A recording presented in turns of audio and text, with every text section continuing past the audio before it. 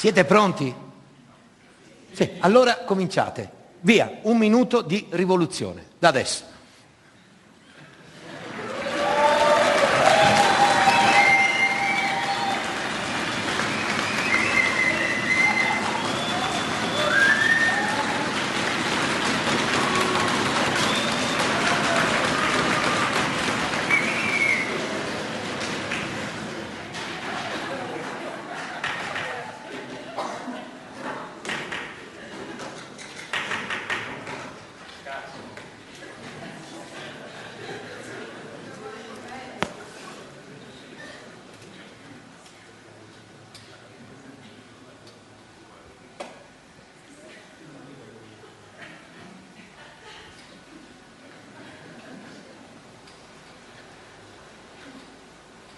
Fine. Ascolta, 1 minuto è 1 minuto, non come agli stadi. Mi viene una sola considerazione da fare: qualsiasi cosa gli italiani comincino finisce prima. E io non voglio entrare in merito alle vostre scelte, come l'avete vissuta, quello che avete deciso di fare, non voglio sindacare, voglio sapere: siete stanchi, sudati, effetti collaterali? Eppure, complimenti. Abbiamo fatto strada, non siamo più dove eravamo 1 minuto fa. Abbiamo fatto per l'esattezza 1800 chilometri di rivoluzione intorno al Sole, l'unica rivoluzione permanente che evidentemente questo pianeta si possa permettere.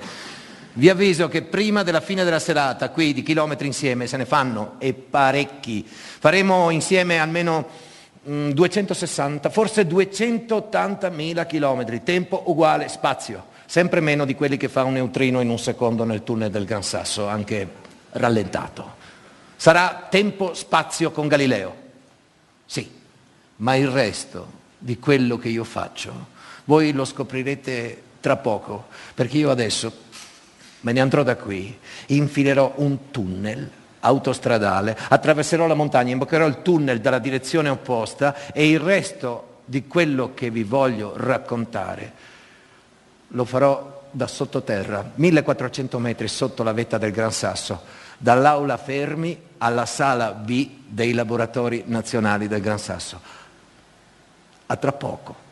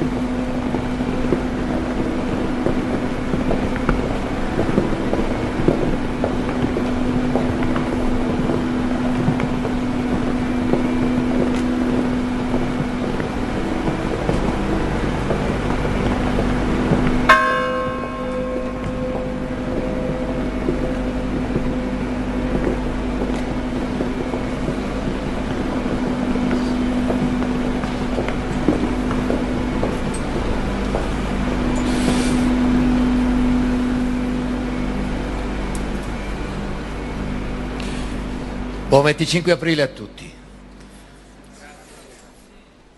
Sarà uno spettacolo artigiano e anche partigiano. Da che parte? Quella di Galileo, ma non è facile. stare dalla parte di Galileo. Sembra scontato, ma non lo è.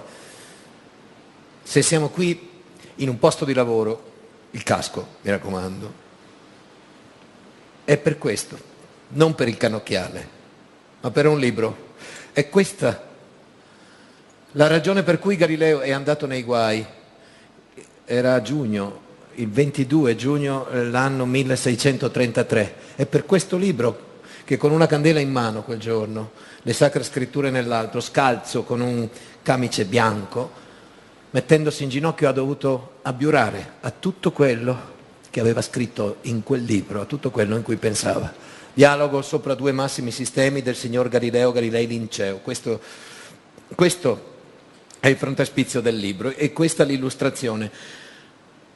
Lo so che da laggiù in fondo non si vede, ve la racconto io. Vabbè, allora, sono tre personaggi, due di là, uno di qua, opposti, no? Il primo a sinistra, di spalle, autorevole, barba lunga, è Aristotele. Quello con cui parla, che ha il turbante in testa, è Tolomeo, l'astronomo alessandrino. O tra uno e l'altro ci sono 500 anni, ma questi parla. Vabbè.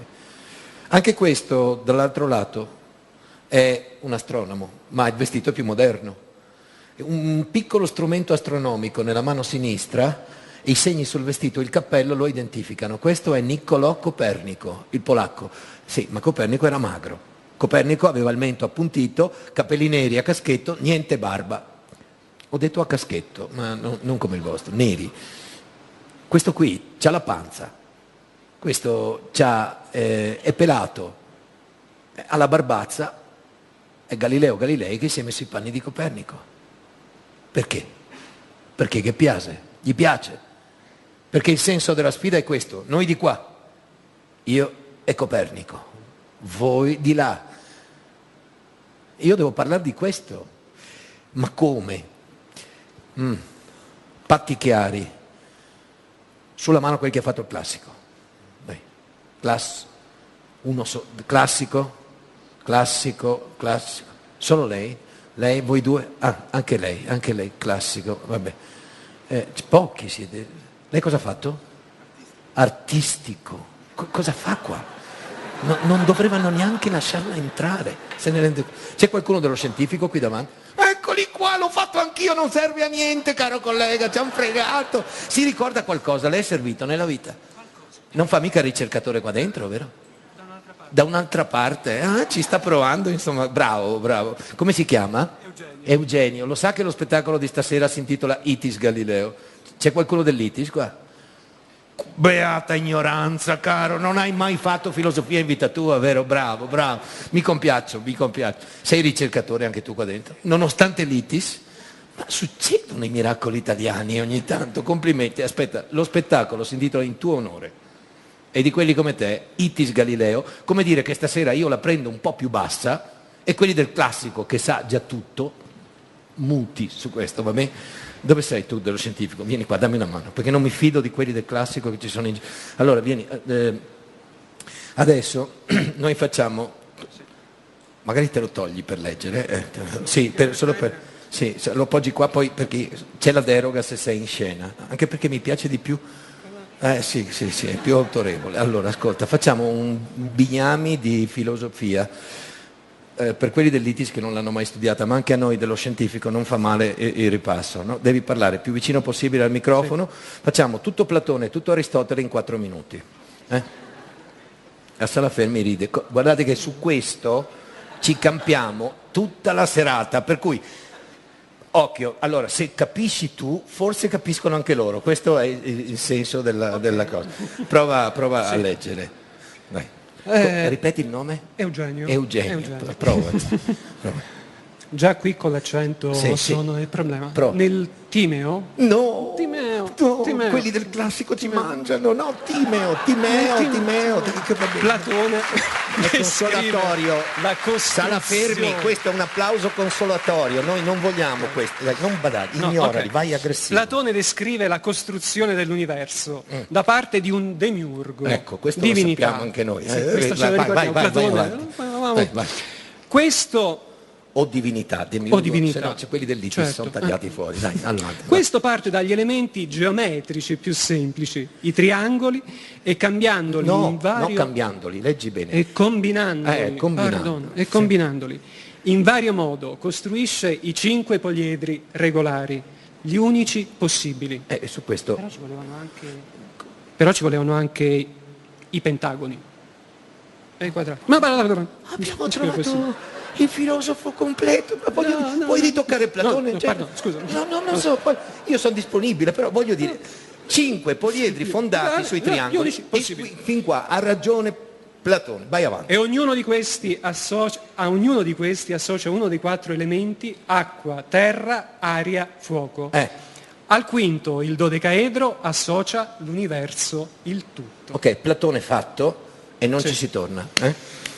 Andiamo avanti. Vai, Aristotele, a differenza del suo maestro Platone, parte dal cerchio come elemento primo e più semplice e descrive l'universo come un insieme di sfere concentriche. Io lo so già. La Terra sferica è al centro e la sua sfera arriva all'aria fin sotto la Luna. Le altre sfere solide corrispondono ai pianeti, l'ultima alle stelle fisse. Hai capito? Più o meno. Facciamo la sintesi, perché allora, per Platone l'universo è formato a partire dai triangoli, per Aristotele l'universo è formato a partire dai cerchi. Dovendoti scegliere un universo personale, tu cerchi o triangoli? Triangoli. Sono platonico. Voi cerchi o triangoli? Sala Fermi, cerchi o triangoli? Guarda, di platonici in tutta la sala ci sei solo tu. Hai capito? Io proprio l'unico platonico dovevo beccare stasera. Mettiti il casco, fa piacere, perché sennò platonico è fuori ordinanza. Ascolta, io voglio dire, tu che sei platonico, io non voglio discutere la grandezza di Platone. Però Platone tra di noi non passa, lo vedi? Anche il grande filosofo Zero, del resto, diceva il triangolo no, il triangolo no. Da noi il triangolo non... Per Galileo, Platone non c'entra. Non è una questione di grandezza del filosofo. Per lui la questione è tra lui, Aristotele e Tolomeo, che non è manco filosofo, è astronomo. E all'epoca, io ti ringrazio, siediti pure, perché adesso chiamo quello dell'ITIS. Come ti chiami tu? Vieni con me, Alessandro, ti faccio leggere a te questo secondo pezzo di Tolomeo, che ti riguarda, aspetta, perché Tolomeo non lo si studia manco al liceo. Tolomeo, forse sì, la parola tavole tolemaiche vi dice qualcosa, ma non molto di più. Eppure la visione del mondo di Tolomeo è quella che è durata di più nella storia dell'umanità. La terra fissa in centro, il sole gira intorno, era cosa che tutti gli uomini colti, sani di mente, sapevano senza mettere in discussione. Cosa facciamo? Ridiamo di quel mondo? O gli diamo un po' di credito stasera, prima di parlare di Galileo? Così solido. E allora 2 minuti di lettura di Tolomeo, da un libro che non è del tutto astronomico, anzi è il libro di astrologia. Tolomeo è il patrono degli astrologi. Quello che ti chiedo di leggere, se ci riesci perché la mia scrittura è difficilissima, si chiama Tetrabiblos, il libro, e la pagina che ti ho messo davanti sarebbe intitolata Popoli destri e popoli sinistri, così. Le caratteristiche generali dei popoli alle diverse latitudini dipendono dalla loro posizione rispetto all'eclittica. L'eclittica. Quelli che vivono tra l'equatore e il tropico estivo hanno il sole allo zenit e ne sono gli arsi. Sì, in arabo sarebbe brusai, capisci? Sì. Di conseguenza hanno pelle scura, capelli lanosi e crespi. Rasta, sì. No, neanche tu. Vai. Figura contratta, corpo prosciugato dal sole, natura ardente e selvaggia perché le loro case sono arroventate dal sole. Ecco, Tolomeo si chiede perché sono selvaggi e si risponde è colpa delle case, è colpa dei geometri. Sei geometra? No. Vabbè. Li chiameremo etiopi. Etiopi. Quelli dei paralleli più alti, con le orse allo zenit, sente la morsa del freddo, vivendo in terre piene di umidità che è nutritiva. Lo sapevate che l'umidità è nutritiva? Adesso quando uscite dal tunnel, se fuori piove, mangia, diventi alto, vichingo, nordico, trans europeo. I popoli di queste zone hanno pelle chiara, capelli lisci, figura alta, corpo robusto, natura fredda e selvaggia, perché le loro case sono penetrate dal gelo. Ecco. Li chiameremo Sciti. Sciti. Questi sono penetrati dal gelo, gli altri dal caldo, è sempre colpa dei geometri. La visione del mondo di Tolomeo è un po' ossessiva su questo. Quelli che stanno dove il sole non incombe allo zenit, ma non è neanche distante, risente di clima variabile, di conseguenza hanno pelle intermedia, capelli, Lascia perdere. figura intermedia e natura tranquilla. Le loro abitudini sono... No abitudini. Le loro abitazioni sono vicine. Le loro abitazioni sono né calde né fredde, ma vicine. Quindi, perché siamo socievoli? Merito dei geometri. E Tolomeo la chiude così. Vai. Tra costoro, in linea di massima, i più meridionali, poiché hanno lo zenit vicino allo zodiaco, sono più portati allo studio delle scienze dette matematiche. Ecco, tu dove sei nato? A Roma. A Roma. Hai fatto l'istituto tecnico, no? Sì. Qui lo dice chiaro Tolomeo. Se uno non è nato sotto Salerno, matematica non viene. Non siamo cacioppoli tutti quanti. Io l'ho fatto lo scientifico e non va bene. Se avessi letto prima Tolomeo, lo sapevo anch'io. Vai, tu ti sei salvato. I più orientali, per effetto della natura solare dell'Oriente, saranno dotati di animo più virile. Questa regione è diurna, maschile e destra. Constatiamo che in linea di massima la destra è più vigorosa. Che? Questo è il più grande astrologo della storia dell'umanità. Vuoi che non sapesse certe cosette che sarebbero capitate a noi negli anni successivi?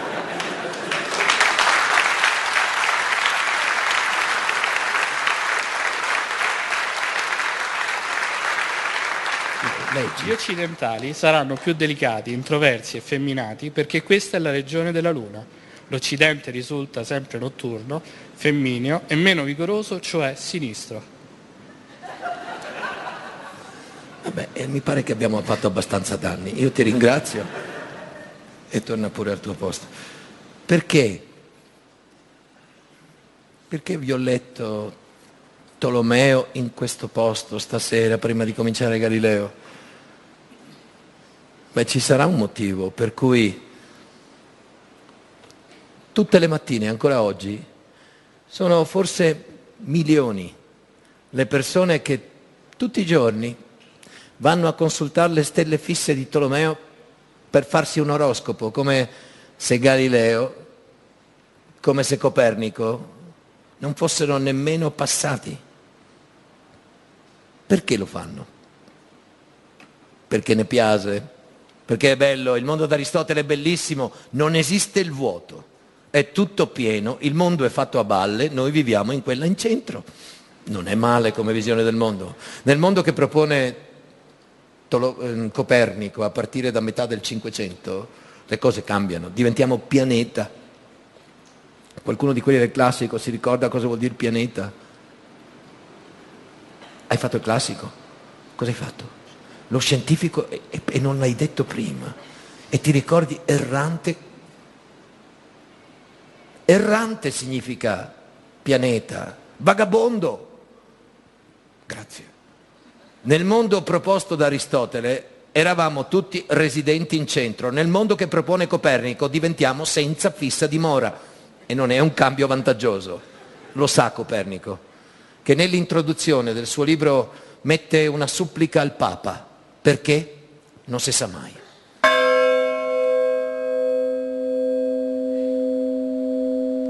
Ciò che vostra santità si aspetta da me è sapere come mi sia venuta in mente la fantasia di far muovere la terra intorno all'astro Sole. L'unica ragione è aver visto i matematici così incerti sul moto del Sole e della Luna da non essere capaci nemmeno di calcolare la durata esatta dell'anno per il calendario. E quando dai primi due erranti passavano agli altri 5, cambiavano anche modo di far calcoli e non arrivavano mai a spiegare i moti, le rivoluzioni così, ho cominciato a pensare che fosse la Terra a muoversi intorno al Sole. Sì, Mi è chiaro, Santo Padre, che adesso in tanti chiederanno che io sia messo al bando. Quanto assurda dovrà sembrare la mia pretesa a tutti questi che sanno che la terra è immobile nel cielo. Io per 3 volte 9 anni ho aspettato a pubblicare questo libro. Ora basta. Ora basta, dice. Questo è Copernico. Audace, rivoluzionario, sì, ma il mondo che immagina è sempre piccolo, è uguale a quello d'Aristotele, ha fatto il cambio, ha messo il Sole al posto della Terra, è rimasto stretto l'universo. C'è qualcuno che se lo immagina più grosso, c'è qualcuno che osa immaginare altri mondi possibili? Sì, in quegli anni c'è uno che lo scrive, infinita la mole dell'universo. Invano si cerca centro o circonferenza universale, lo scrive in un libro chiamato La cena delle ceneri. Ed è esattamente quella alla fine che gli fanno fare. E se Giordano Bruno fosse campato, non ci sarebbe più manco il papato. Brutto, dice la levatrice. Il bambino è venuto brutto. Come brutto, dice la madre, umiliata. Perché brutto? Un lo vede, signora, gli è senza capelli. Beh, ma tutti i bimbi qua nasce senza capelli. Sì, ma questo qui c'ha la barba.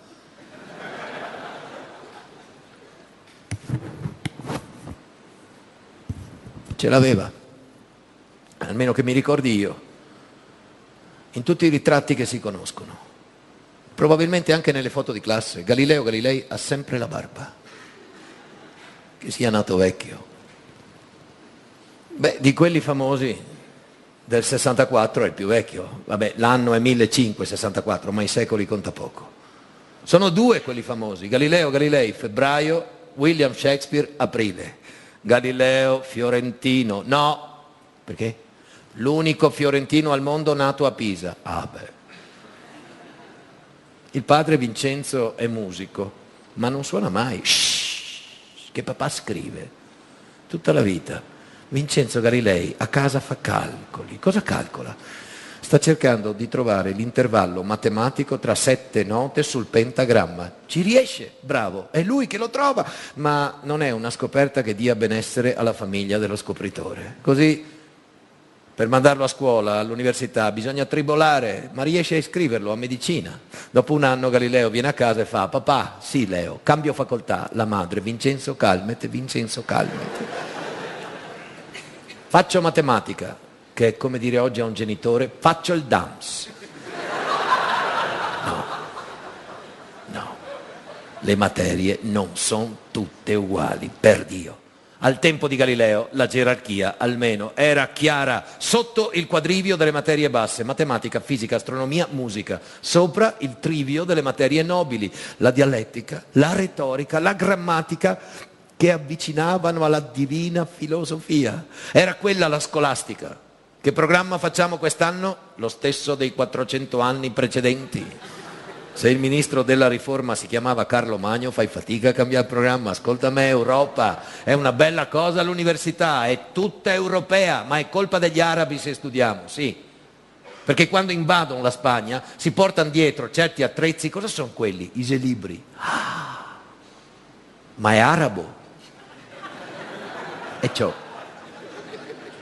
Dalla caduta dell'impero romano l'Europa ha fatto 400 anni di vacanza. Vatti a ricordare dove avevamo lasciato i libri. Quando traduciamo quelli degli arabi, dentro ci sono i greci.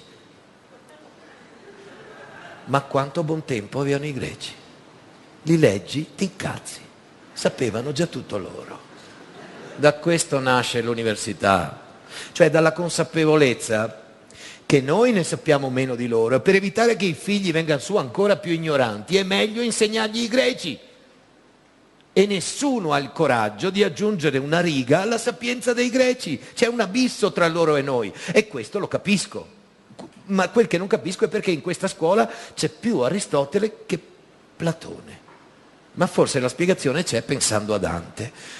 A come si immaginava l'universo Dante, ve lo ricordate nella commedia? È una cipolla l'universo per Dante, c'è l'inferno dentro, poi a crescere a strati, a strati, a strati, fino al cerchio delle stelle fisse su cui c'è il trono di Dio. Sui triangoli ti siedi male, dai.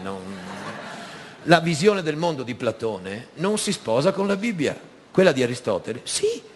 E quindi Tommaso d'Aquino battezza Aristotele, già che c'è, battezza anche Tolomeo, e quello diventa il sussidiario. La Bibbia è il libro di lettura.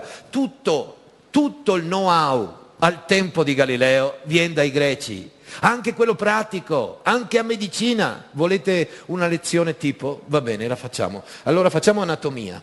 Io divento il barone, no? Monto in cattedra, metto la toga, 12 chili, non mi muovo più. Per questo il barone aveva la bacchetta per indicare le tavole anatomiche dei greci dietro di lui. Davanti a me c'è l'assistente con la toghina, 6 kg soltanto, tico tico tico, tico tico tico, si muove di più, ma non si allontana dalla cattedra per non perdere il posto in graduatoria. Davanti ai due, in basso, ecco il tavolo di anatomia per la lezione col cadavere.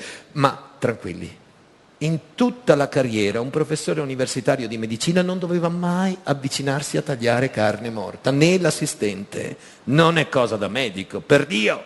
Se c'è da far, lo fa un becchino, un macellaio.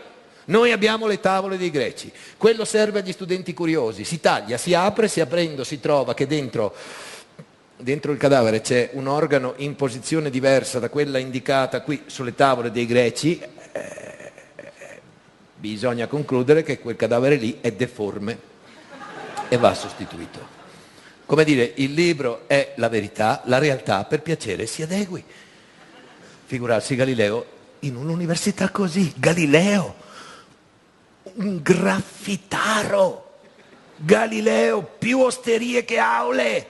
Galileo scrive un sonetto contro il portar la toga ai professori, dove a un certo punto scrive anche: secondo me la meglio cosa al mondo sarebbe che l'uomini andasse in giro ignudi, che quando si andava in giro ignudi la merce era esposta, non si pigliava fregature. Perché? Perché dite voi? Perché quel ragazzo dovrebbe andare meglio a matematica che non a medicina? Ditemelo voi, matematica, divina matematica, lo chiama lui. Matematica, divina matematica, per certi è una tavola di colori matematica, per altri è uno di quei cruciverba senza i quadrati neri. Matematica è così. Per Galilei è un'autostrada, è un tunnel. Galilei su matematica cammina, ragiona, elabora pensiero, troppo. L'allievo non era incoraggiato a superare il maestro. Occhio, Aristotele è un po' chiuso come le sue sfere, ma dentro si sta bene. Ve lo giuro, dentro c'era tutto, la fisica. Perché la pietra cade? Si chiede Aristotele, si risponde: perché vuole tornare al suo posto. È bella o no come risposta? Io la trovo bellissima. Per Aristotele è semplice, la causa del moto è dentro alle cose. Le cose pesanti hanno la gravitas e vanno giù, quelle leggere hanno la levitas e vanno su o vanno giù più piano. Metà di noi è ancora convinto che sia così, risponde così ai test di ammissione a fisica. Metà di noi guardando il cielo vede il sole che si muove. Aristotele è intuitivo come noi bambini. E Galileo? Galileo è diffidente, sana diffidenza e misura. Quando ero bambino io, nei libri della scuola dell'obbligo, c'era la figura di Galileo che tirava 2 sassi dalla torre di Pisa. Quello grosso, quello piccolo. Quale cade prima? Lui non l'ha mai saputo. Perché doveva scappare? Perché arrivavano i vigili. Non puoi risolvere il problema di lanciare dei pesi dalla torre di Pisa e vederne uno cadere prima dell'altro. Ma l'altro esempio è più probante. Quello di Galileo in chiesa, che durante la messa si distrae a guardare una lampada che gli oscilla sopra la testa.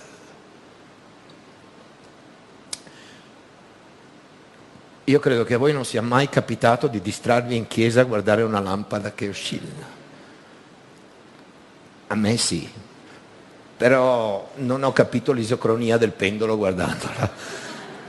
Perché il pendolo apparentemente conferma le regole di Aristotele. Cosa fa il pendolo? Sgorla, poi si ferma, più vicino al suo posto possibile, senza catena, andrebbe lì.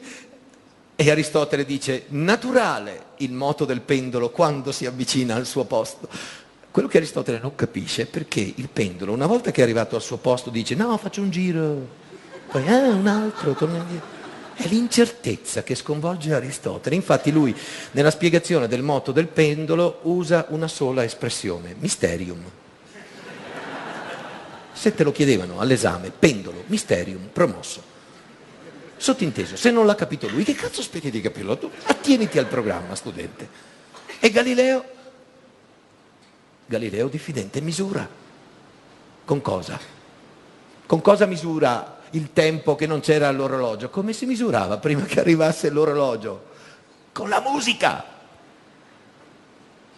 La musica è matematica, potevi misurare in 2, in 3, in 4, ma la musica è precisa e Galileo misura l'oscillazione del pendolo, quella piccola, quella originale, la più grande, quella dura uguale, il periodo è lo stesso.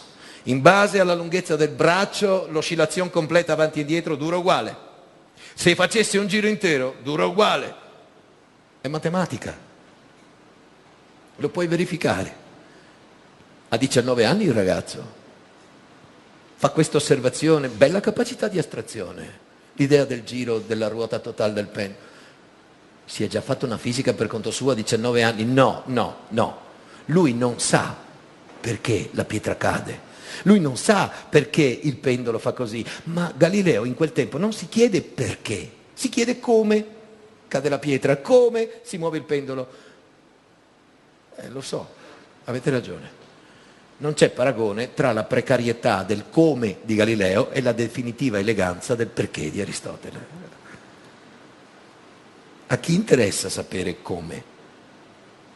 Ai meccanici. A chi?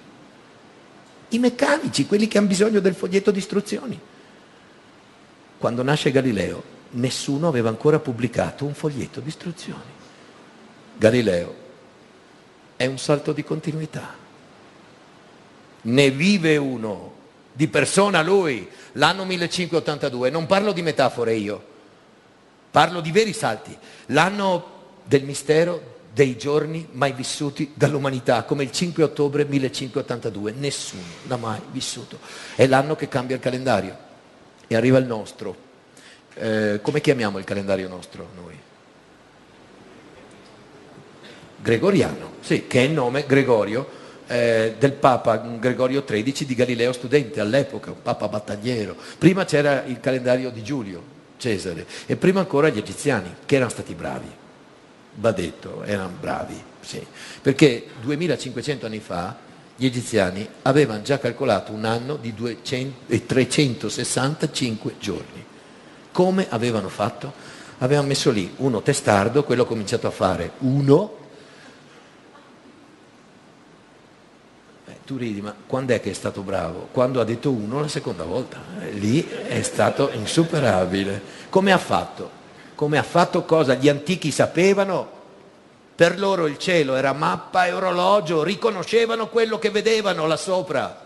Arrivano i romani e gli dicono sì, però così è corto. Gli egiziani, a noi andava già bene così. Lei cosa farebbe? Cesare risponde, io aggiungerei un giorno in più ogni 4 anni. Lo chiamiamo bisestile, porta sfiga ma serve. E i romani lo aggiungono. E dopo un po' qualcuno dice, sì, però così è lungo. E che cazzo, non va mai bene niente. Teniamolo. E infatti dicono, lo teniamo. E finché ci sono i romani va anche bene.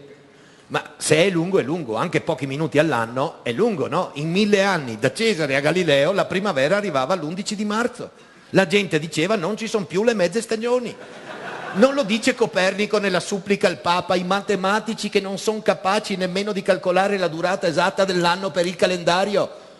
Alla fine si mettono d'accordo e cambia e arriva il nostro. Lo so, e qualcuno di voi mi dice, ma nel nostro il bisestile c'è ancora. Sì, ma noi ogni 400 anni ne caviamo 3 di bisestili. Dici, ma perché ci racconti queste cose inutili? Perché siccome la vita si allunga, qualcuno dovrà ricordarsene. Ecco. In ogni caso, al tempo di Galileo c'era lo sfasamento e succede questa cosa mai vista, unica nella storia dell'umanità. Se volete verificarla stasera quando tornate a casa, se ce l'avete, controllate sul libro dei santi. Vabbè, se non avete il libro dei santi andate su Wikipedia, che tanto ormai e controllate la data della morte. Santa Teresa d'Avila, è importante, dottore della Chiesa, morta la notte tra il 4 e il 15 ottobre 1582.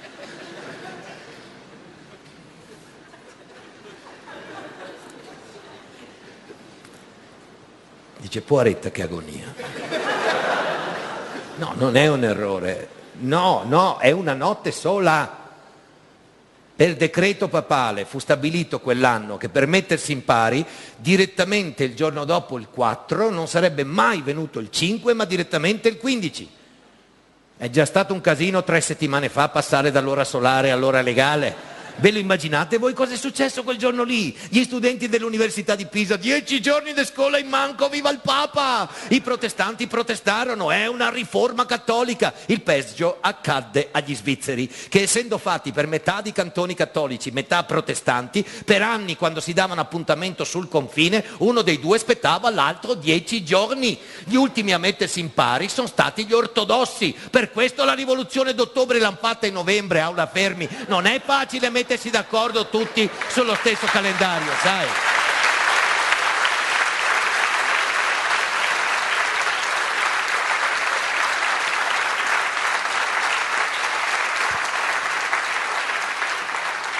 Quello che a me dà fastidio è che noi oggi per calendario intendiamo un catalogo di tettine e culetti. Che viva Dio, con tutta la fatica ma fatta a mettere in fila quei numeri, un po' di rispetto! E chi è che ha messo a posto i numeri? I meccanici matematici. Le ultime ruote del carro hanno riparato il tempo sul pianeta. Ma non è l'unica cosa che è stata riparata al tempo di Galileo. Ce n'è un'altra, per Dio. Anche lo spazio viene riparato. La globalizzazione, scusate, ma la più grande non l'abbiamo vissuta noi, ma loro. Il pianeta ha raddoppiato in pochi anni. Chi è che lo raddoppia? Colombo, no? Colombo, 70 anni prima di Galileo. Dove voleva andare Colombo? In India. Come un fricchettone su un R4. Scusa Genova, ma perché via mare? Perché è più corta? Perché Colombo aveva in mente la terra sferica come la immaginavano i greci, che la immaginavano sferica ma un po' più piccola. Colombo ha avuto solo culo a trovare l'America a metà strada, se no finiva le merendine prima di arrivare in India. Dove vai con Tolomeo? Tolomeo è bello, lo giuro, è bellissimo. Se devi navigare da Napoli a Ischia va benissimo, se sbagli arrivi a Procida, ma non se devi attraversare l'oceano, no, perché perdi gli uomini, le merci, le navi. Hai bisogno di mappe stellari più precise o strumenti per calcolare la longitudine. E come si chiamano? Orologi! E chi li fa? I meccanici. Gente per cui ancora nessuno aveva scritto un libro si preparava a diventare l'olio su cui la nuova classe dirigente avrebbe fatto girare questo pianeta. E Galileo è esattamente lì, come se fosse il primo prof dell'ITIS della storia che ancora fa il supplente in un liceo classico. Per la consolazione di eventuali fuoricorso presenti anche qui stasera, non so, no, lei si è sistemato, dirò che Galilei non si laurea neanche in matematica, ma è bravo, per cui a Pisa lo assumono in università a 23 anni. Galileo è il più giovane precario mai assunto in una università italiana. Che ammirazione vedo nei suoi occhi. Stipendio da fame. E come arrotonda? Oroscopi! Se posso dare dei consigli, oroscopi! Cosa deve fare un matematico? Oroscopi! L'uomo che inventa la scienza per campare farà oroscopi tutta la vita. Poi a 27 anni un colpo di fortuna, vero, gli offrono un posto di lavoro all'estero. Galileo è uno dei primi esempi di fuga di cervello giovane dall'Italia. Dove glielo offrono? A Padova. Ah, che Padova rispetto a Pisa all'epoca era all'estero e un domani non si sa.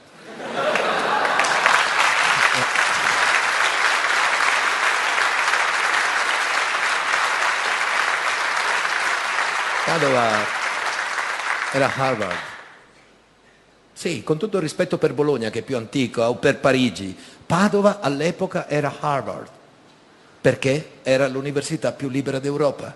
I figli degli imperatori dicevano: papà, mandami a fare l'Erasmus a Padova. Perché? Perché la Repubblica Serenissima di Venezia garantiva libertà di insegnamento senza alcuna ingerenza da parte delle chiese.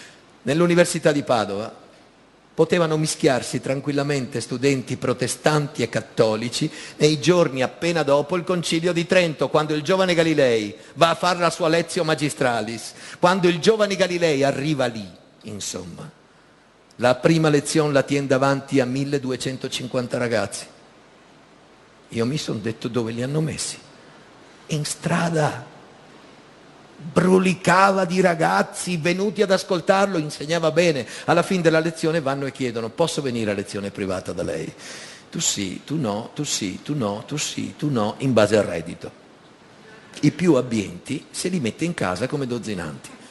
Galileo è il fondatore di quella stirpe di strozzini che subaffitta camere a studenti nelle città universitarie italiane.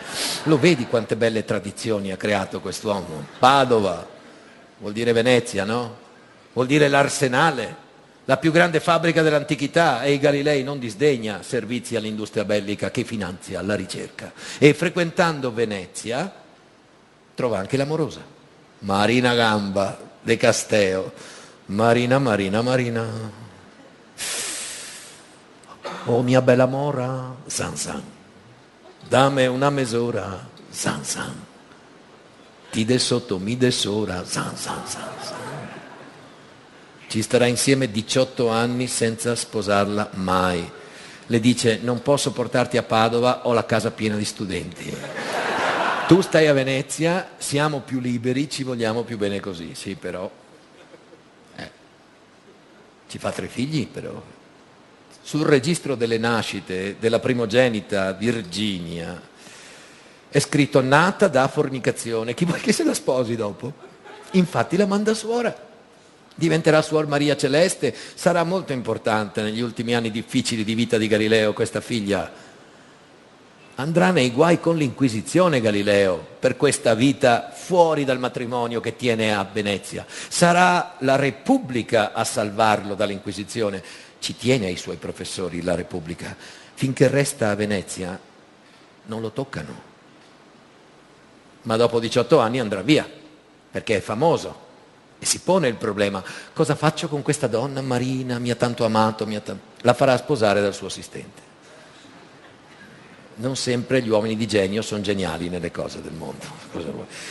D'altra parte, i 18 anni di Padova di Galileo non sono marcati da scoperte sensazionali, ma non è vero. Cioè lui lavora. Per esempio il piano inclinato. Lo trova a Padova l'idea. Finché tiri i sassi dalla torre di Pisa non capirai mai quale cade prima, quale cade dopo. Devi frenare. E inventa questo lungo piano inclinato per far cadere le cose, e quindi cadendo capisce, è l'unico, il primo al tempo a capire che accelerano cadendo. Quindi si interessa come cadono le cose, come, ma non lo scrive, non lo pubblica, qualche lettera. Per il resto polemiche sulle comete, tanta accademia, qualche bevuta, profilo basso, molti oroscopi. E Shakespeare? Oh no, l'abbiamo dimenticato fino adesso, ma sarà anche nato dopo, ma Shakespeare è precoce. Fra i 30 e i 40 Shakespeare decolla, l'uomo più famoso d'Inghilterra, via un capolavoro sotto l'altro. Shakespeare frequenta la regina a 40 anni, sta già covando l'Amleto. Stasera ve ne faccio un pezzetto in lingua madre. in sti ultimi tempi, Tusi, non so perché, ho perso tutto il morbin. What's morbin means? In Rome you say friccicore. Oh, thanks a lot. Ho stralassato le mie usanze e mi sento così malmesso che a me sta bella fabbrica della terra mi pare una protuberanza desolata. Sto eccellentissimo baldacchino dell'aria, Tusi, sta maraveggia de barchessa del firmamento, sto gran coverto de lucette d'oro a me, non mi pare altro che una turbia, pestilenta congregazione de vapori, casso. Ma cosa sela sta quintessenza, casso? A parte certe asperità della lingua madre, che io non vi ho mai detto che fosse la sua lingua madre, non ve l'ho mai detto. Che Amleto è questo? È matto. Di cosa parla? Stelle. Ogni opera di Shakespeare, mezza pagina di stelle. Ma gli piacevano. Da morire! Ho detto non è possibile. Sono nati lo stesso anno, stesse passioni. Vuoi vedere che anche a Shakespeare piaceva Copernico? Non credo proprio. Non esiste prova. Al massimo si sarà spinto all'universo ticonico, non oltre. E di Galileo cosa? Ma cosa volete che sapesse uno famoso a Londra di uno precario a Padova suo coetaneo? Dai mo, Galileo a Padova non è famoso. Però qualcuno di lui si accorge. Un matematico astronomo tedesco,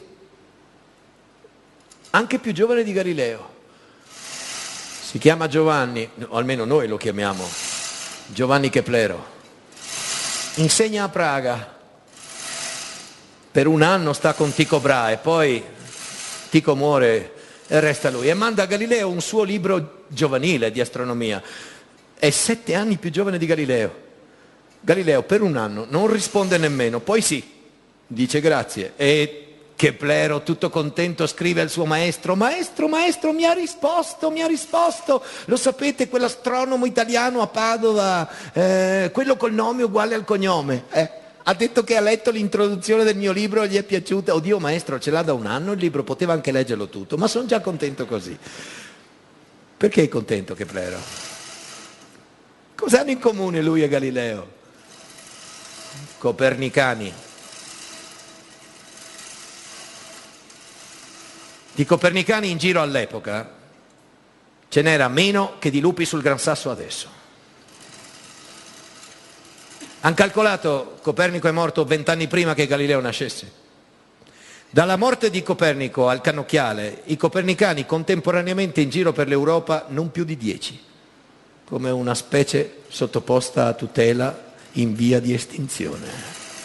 E però uno di questi si chiama Keplero e l'altro Galileo, e questi due si conoscono. No, non di persona, no, si scrivono. Aspetta, neanche questa è vera del tutto. Diciamola bene, Keplero scriverà a Galileo tutta la vita. Galileo risponderà a Keplero solo finché non diventa famoso. Perché? Perché ha un carattere di merda, e va detto. Ma la prima lettera di Galileo a Keplero, quella è bellissima, gli dice: Giovanni, anch'io sono copernicano. Certo, perché partendo da Copernico ho trovato la spiegazione di un sacco di fenomeni che con quell'altro mai li avrei trovati. Ho anche scritto delle cose, ma non ho osato pubblicare niente, no, spaventato, dalla fortuna del nostro maestro Copernico, che per noi è immortale, ma per un sacco di gente è un asino, andrebbe cancellato. Io troverei il coraggio di pubblicare se ce ne fossero di più come lei e me, ma siccome non ne vedo tanti, soprassiederò a un simile giudizio. Prudenza.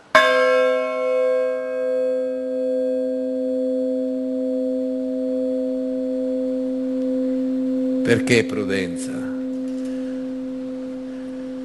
Diciamo che quando Galileo e Keplero si scrivono, su di loro incombe l'ombra di un processo in corso a Roma. C'è da dire una cosa. All'epoca in Italia i processi duravano molti anni. Figuratevi che questo durò addirittura 8 anni. C'è da chiedersi come facevano. Alla fine però va a sentenza definitiva e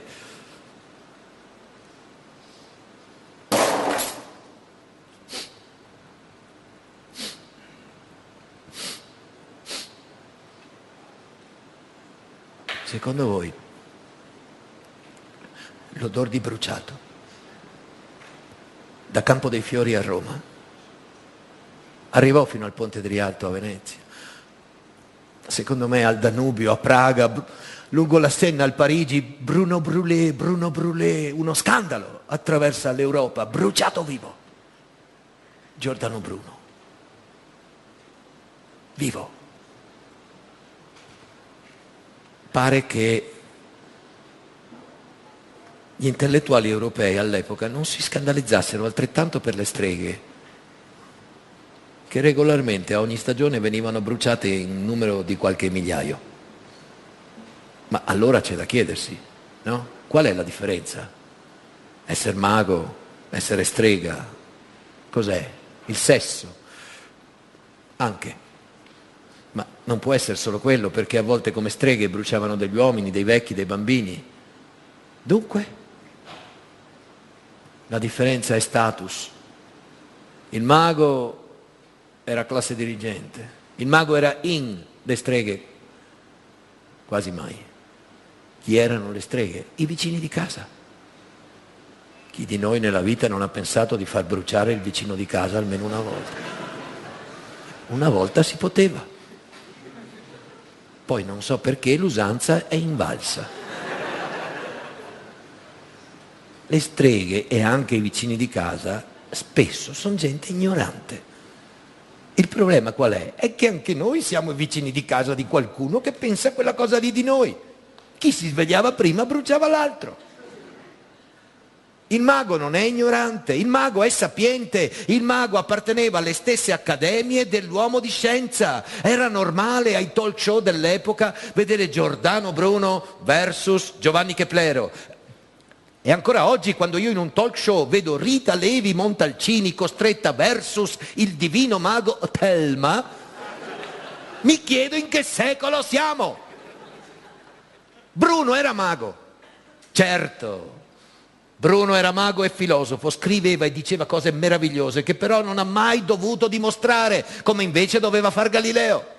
Bruno pensava di sé: vengo da un altro pianeta, sono qui di passaggio. Sfidava i suoi carnefici, tra cui il raffinatissimo teologo cardinale Bellarmino, che cercò di convertirlo inutilmente.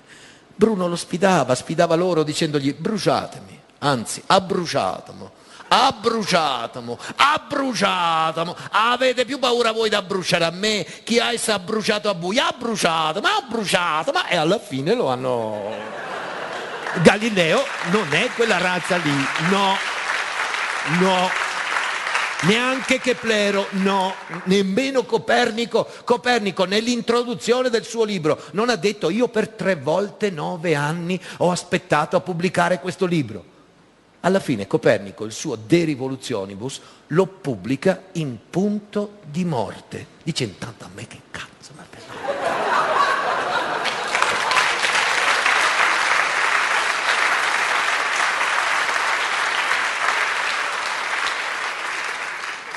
L'uomo che ha scritto il libro più rivoluzionario della storia dell'umanità, che a parte Galileo e Keplero quasi nessuno ha letto per intero, non era un sovversivo agitato, era un vero rivoluzionario calmo. Ma quando il suo libro esce, non succede niente. Non lo proibiscono, non lo mettono all'indice. Se no, come farebbe Galileo a dire: io sono copernicano come te? Dove l'ha letto? Normalmente in biblioteca all'Università di Pisa. Non è proibito, non lo insegnano, ma c'è. Però se era pericoloso. Perché non l'hanno proibito subito? Perché hanno aspettato 70 anni? Perché? Perché era difficile. Cioè, non si capiva niente. È uno dei libri più difficili che siano mai stati scritti. Per forza non lo leggono. Sono 6 capitoli, le parole sono solo nel primo. Poche ma chiare. Sole fisso centro, terra gira intorno. C'è scritto, è bello chiaro. Gli altri 5 capitoli solo numeri. Difficili. Ma dai, quanto difficili. La tabellina del 163. Prova. Difficile anche da censurare, va bene? Ho capito, ma cosa servivano tutti questi numeri? Oroscopi! Appena un matematico faceva un universo, doveva subito mettere a disposizione i numeri per calcolare le case e i pianeti. Ora, siccome pare che con l'universo nuovo di Copernico di colpo gli oroscopi venissero da Dio, per 70 anni lo usano come tabelline da oroscopi saltando il capitolo 1. Sarà solo Galileo a tirar fuori è il capitolo 1, è il capitolo 1, ma prima di parlare Galileo deve vedere e quel che cerca a occhio nudo non si vede, serve un cannocchiale, non esiste, lo fa lui, ma ci impiega 40 anni di vita. L'idea e la realizzazione in realtà sono brevi, l'anno è il 1609, il posto è Padova, da lì cambia tutto.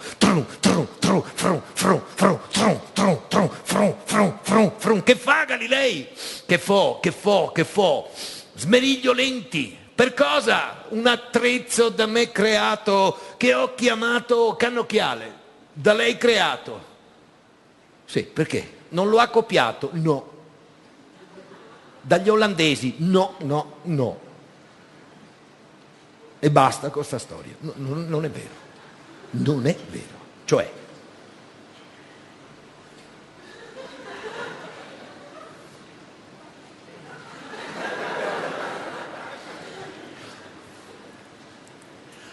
ho sentito parlare di cannocchiale olandese in casa di Paolo Sarpi veneziano, mai ne vidi uno con l'occhi mia. Però dalla descrizione io ne compresi a fondo il funzionamento e lo rifeci migliorandolo. Dica loro per favor di che bassa qualità de sabe a intendere cannocchiale olandese. Dica loro tipo l'asel cinese 3 euro, lo compri giallotto. Quello era un giocattolo, per Dio il mio funzionava. E come ha fatto a farlo Galilei? Come ho fatto a farlo? Beh, la meccanica. Sulla meccanica niente da dire.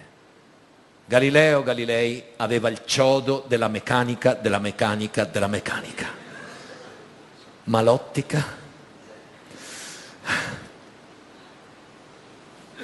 Per suo stesso dire, completamente digiuno di ottica. Come ha fatto a fare le lenti? Qualcuno dice, beh, ma era a Venezia, c'era Murano Glass. No. A Murano al tempo i vetri li soffiavano, mica smerigliano lenti. Come ha fatto a fare le lenti? Lui non lo dice bene, ma io credo la spiegazione sia lì. 18 anni a Padova, durante i quali egli assume anche lo stile di vita dei veneti, 2 cuori e un capanone. E dentro lavoro, nero, ma lavoro. Per lui lì dentro lavora un artigiano meccanico a nome Marcantonio Mazzoleni. Che cosa fa per Galilei? Per Dio, prototipi per l'arsenale, di macchine, invenzioni, elaborazione e inoltre strumenti di precisione per gli studenti, che il Galilei ha inventato come il compasso militare e vende assieme agli studenti, cioè agli studenti insieme alla dispensa. Se insieme alla dispensa compri il gadget del professore all'esame sei un po' agevolato, io dico. Sono economie da precario. Il Mazzoleni è uomo di poche parole, mani eloquenti. Il Galilei gli chiede 2 lenti, così pare che gli dicesse solo dai, trum trum trum, frum frum frum, tum tum. Una concava, una convessa allineate, che il fuoco regga, che si veda. Mazzoleni, Miglioriamo, più grandi. Dei, trum, trum, trum, frum, frum, frum, shum, tum. Mazzoleni, più grandi. Dei, trum, trum, frum, frum, trum, frum, frum, frum, shum, tum, pum, tum, vu, vu, vu, putum. Un cannone. Lo chiama cannone occhiale. Lo porta al Doge di Venezia. Eccellenza, ho qui un strumento nuovo del quale vorrei darvi dimostrazione, per la quale è duopo salire in cima lo campanile. Ma se lo matto Galilei? È agosto, 682 scalini, morimo. Eccellenza, ma è duopo. Duopo quando? Ora. E per cosa il dice duopo che sia adesso? Andemo putei. I putei sono i membri del Consiglio dei 10, sono anziani, attaccano a salire le scale, ne muore do sulle scale, si fermano, fanno le primarie per eleggere gli anziani come facciamo noi in Italia, riattaccano a salire, arriva alla cella campanaria, il Doge fa: Galilei, spero ne valga la pena, sa. No per me, per lui. Se no la vede la campana grande qua. Mi cavo il batocchio e picco i coiumbari suoi, din don, din don, din don, din don, din don. Eccellenza, la prego. Eccellenza, per la dimostrazione è duopo mirare con lo cannocchiale addentro a quella finestra nel fondo. Ma Galilei, ma cosa vuole che mi vada a guardare dentro le finestre degli altri che non sta bene? Eccellenza, ma è duopo.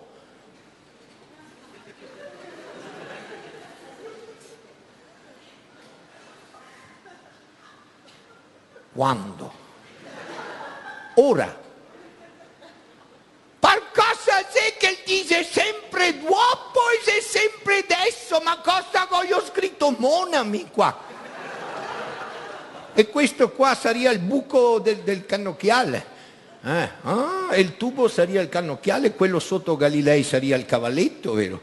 Il cavalletto. Posso fare una domanda a Galilei? Per cosa già che il Ghegera, che sto cavalletto, non l'ho fatto un fia più alto che mi guardava dritto, senza cucciarmi, che non voglio nessuno di dietro intanto che guardo.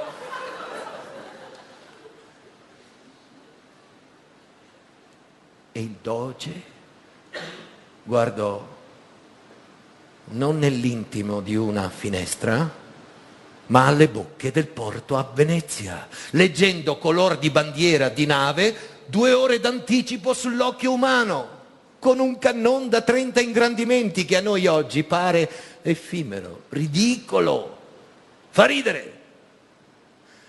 No, al tempo della vela 30 ingrandimenti potevano essere 2 ore. Di che?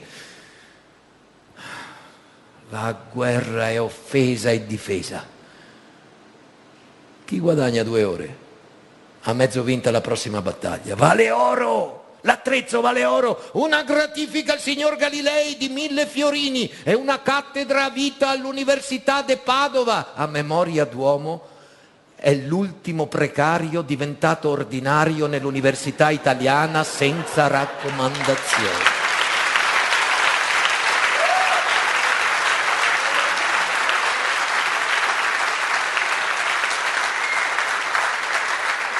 Il giorno appresso al mercato di Rialto arriva una nave carica di cannocchiali olandesi, non costa un casso, però non vale un casso. Si dice, ma quello di Galilei l'abbiamo strapagato, 1000 fiorini, e ormai la cattedra è sua. La gratifica gliela diamo a rate in 4 anni, defalcandola dalla dichiarazione dei redditi. Ma che pitocchi i veneziani! Ma gliene incorre, ma gliene viene, perché di lì a poco il Galilei decide lui dove cosa guadagnare. Perché? Che cosa fa? Un altro cannocchiale? Meglio, no, non riesce a migliorare il cannocchiale, non di molto, sempre quello è. Ma non è la tecnologia, è l'uso che ne fa che eccita gli storici. Che lui col cannocchiale mica cerca le bandiere, signore, no, direttamente zoom, verso l'infinito. Se punto 30 ingrandimenti verso l'infinito. Di quanto lo avvicino? Oh, beh, infinito diviso 30 uguale infinito. Per noi sì, per lui meno. Perché? L'ho detto già, per gli antichi il cielo era mappa e orologio, dunque sapevano sempre che stavano guardando. Egli sa dare il nome a ogni stella che c'è sopra. E quando da una stella nota passa all'altra stella nota col cannocchiale in quello che era buio per l'occhio umano, lui ne vede 10, più 10, 9. Il firmamento non è più così fermo. Poi punta il guardo alla luna, o boia, alle rughe. Poi va sul sole, o boia, alle macchie.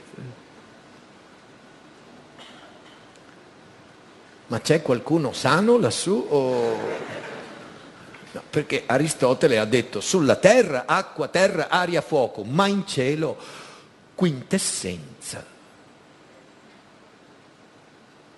A me par tanto la stessa cosa. Ed è così che disegna la luna Galileo, fatta di monti e valli assai terrestri. E tutto questo è già eretico alquanto. Poi smette di guardare la luna e cerca un altro bersaglio grosso che brilla nel cielo d'inverno più degli altri intorno al 45° parallelo. Giove è più grosso degli altri. E questa è la maggiore osservazione del gennaio del Galilei. Giove, questo è un frammento degli appunti suoi, non è un libro, non è solo un ingrandimento del suo block notice. Giove è disegnato come una ruota del carro, ogni tanto tra le righe. Vedete gli appunti di Galilei? Questi sono quelli di 4 giorni interi, massimo 3 righe in una notte. Ti credo, a Padova, di notte, all'aperto, ti geli le balle. D'altra parte, secondo me, è sempre così che bisognerebbe prendere gli appunti, sintetici, capito? Comunque, vedete, l'osservazione è Giove e le stelle a lui più vicine, che all'inizio ne vede 2, poi ne aggiunge una terza, eccola lì sotto, poi in realtà ne aggiungerà una quarta. Giove 4 stelle accanto, ma il problema non è quante, è che si muovono. Per definizione le stelle sono fisse. Se si muovono sono erranti. Ma gli erranti erano 7. Qualunque uomo sano di mente che avesse studiato sapeva che gli erranti erano 7. E se tutti gli uomini di buona volontà e sapienti da 2000 anni sapevano che erano 7, perché dubitarne? L'ha detto Aristotele. E 7 è il numero perfetto, quindi va bene. 7 è come i 7 fori sulla faccia dell'uomo, 2 orecchie, 2 occhi, 2 narici, una bocca. 7, perfetto, come lo dica lei, Galilei. I 7 nani. No, i 7 nani, Galilei. 7 come le 7 note della musica degli angeli, la musica celeste. 7, se proprio vuole, come 7 spose per 7 fratelli, quello ci sta. 7 come i 7 giorni della settimana in cui Dio ha creato il mondo. Scusi, Galilei, mi dica quanti pianeti avrebbe scoperto lei quest'anno? 4? Galilei! Ma se le immagina una settimana fatta di 7 più 4, 11? Chi è che arriva vivo al weekend? Galilei, se salta il 7, salta la perfezione dell'universo. Siamo rovinati, distrutti, sputtanati, sì! Se sei aristotelico. Ma se sei copernicano, godi come un porco! Egli vede quel che ha letto.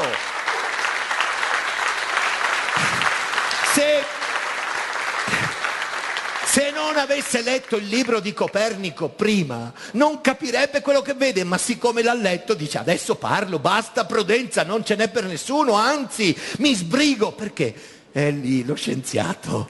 Qualcuno mi brucia da dietro, voglio essere il primo. Smette di guardare, il 15 gennaio del 1610, poi, il 15 di marzo il libro è già in edicola. È questo qui. 27 paginette, non si è sprecato, Annuncio celeste, no, dice Galileo, Questa volta lo faccio in latino. Perché? Perché così lo vendo all'estero. Allora, nuncius sidereus.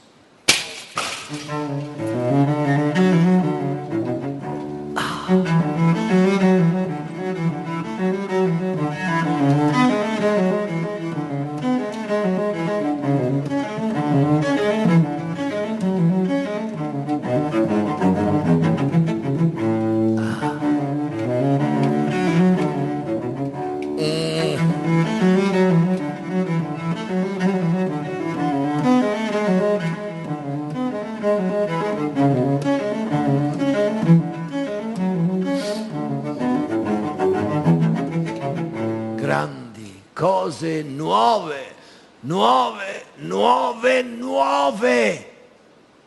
Io porto alla vostra attenzione nuove per la nuovità nei secoli, per lo strumento nuovo con cui furono scoperte. È bellissimo mostrarvi in cielo stelle nuove in numero 10 volte di più di quelle ora viste da occhio umano, la luna, il diametro mostrarvi il 30 volte maggior, la superficie della luna col cannocchiale, ognuno può vedere, non è liscia, no signor, rugosa, piena di cavità, asperità bellissime, ma ciò che più di ogni altra cosa ci spinse ad avvisare subito gli astronomi e i filosofi col nostro libro è avere scoperto 4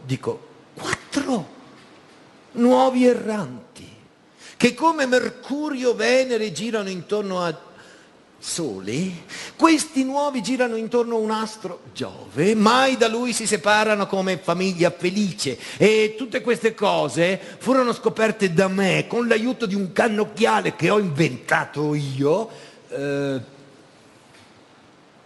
dopo aver avuto illuminazione dalla grazia divina, meglio metterlo. Il nuncius va a ruba, 672 copie stampate, vendute, esaurito, un bestseller.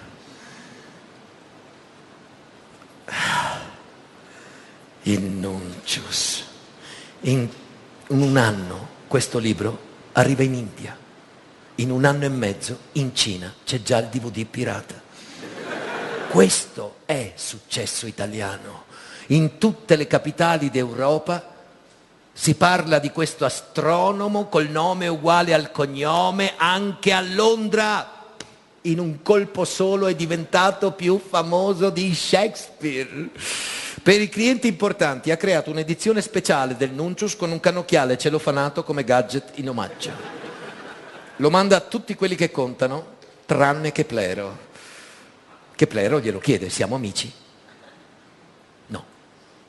Cosa ha fatto? Keplero ha osato pubblicare un libro in concorrenza. Come l'ha chiamato? Astronomia Nova. Che sbruffone! Ci ha messo dentro anche le leggi di che a dire il vero nei programmi scolastici se le fanno fare ancora adesso in fisica. Mentre il Galilei, ben che vada, lo fa in storia. E Keplero non aveva cannocchiale. Come ha fatto? Come ha fatto cosa? L'astronomia non comincia col cannocchiale. Gli astronomi a occhio nudo sapevano il suo mestiere. Calcoli, matematica e tempo. Keplero usa i calcoli di Tycho e anche i suoi. E ci mette tempo, ma capisce che l'orbita di Marte non è un cerchio, no signor, è un'ellisse, strano. Il Sole occupa uno dei due fuochi, l'errante non viaggia a moto costante, rallenta un po' a Galileo. L'idea di un universo fatto a forma di ballon da rugby non piace, neanche a voi. Avete detto cerchio tutti tranne lui, triangolo. È troppo avanti rispetto al tempo Keplero, non passa. Chiedete ai librai dell'epoca, Keplero no, non lo vuole nessuno, chiedono tutti Galileo.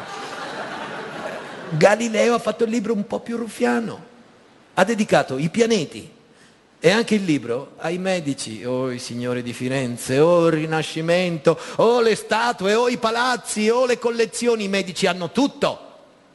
ma 4 stelle sulla Michelin non le avevano. Il Galilei gliele offre, loro gradiscono, lo invitano. Perché non viene a Firenze? Grazie ai Granduchi mi hanno appena offerto la cattedra a vita all'Università di Padova. Galilei, ci importa una sega noi la cattedra all'Università di Padova, noi si offre la cattedra all'Università di Pisa, così è più vicino alla sua mamma. Gli amici, non andare a Pisa. E di Galilei, perché? Perché è troppo vicino a Roma. Grazie Granduchi, un posso venire perché mi hanno promesso la gratifica, ancora non me la danno, però io me l'aspetto. Galilei, ci importa una sega a noi la gratifica dei veneziani. Che gli hanno dato? 1000 fiorini di gratifica. Galilei, 1000 fiorini, gli è una miseria, noi si raddoppia. Che fa? Lascia?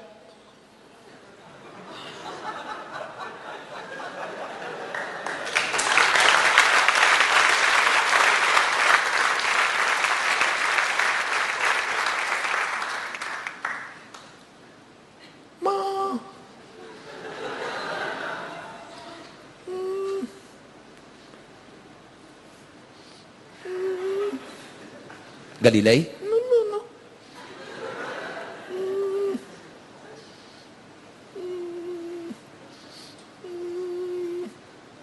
Che c'ha? Qualche richiesta supplementare? No. Ci vuol pensare? Beh, se ha richieste le faccia. Le faccia. Galilei.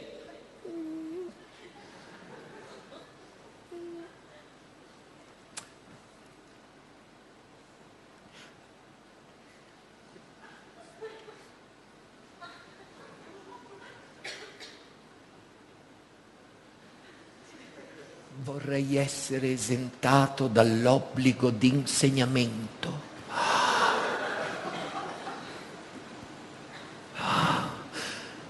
Il sogno di ogni professore.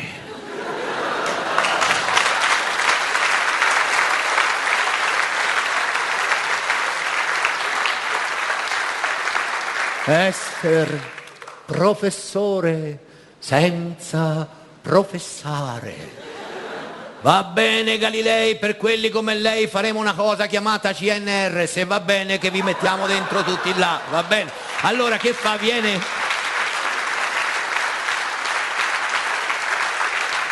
Galilei? Viene? Ma... E che c'è ancora? No, niente.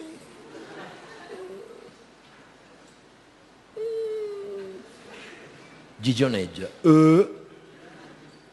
L'attore gigioneggia da fare schifo. Il problema è come fa l'attore a rendere quel che fa Galileo in quel momento, che fa un po' schifo.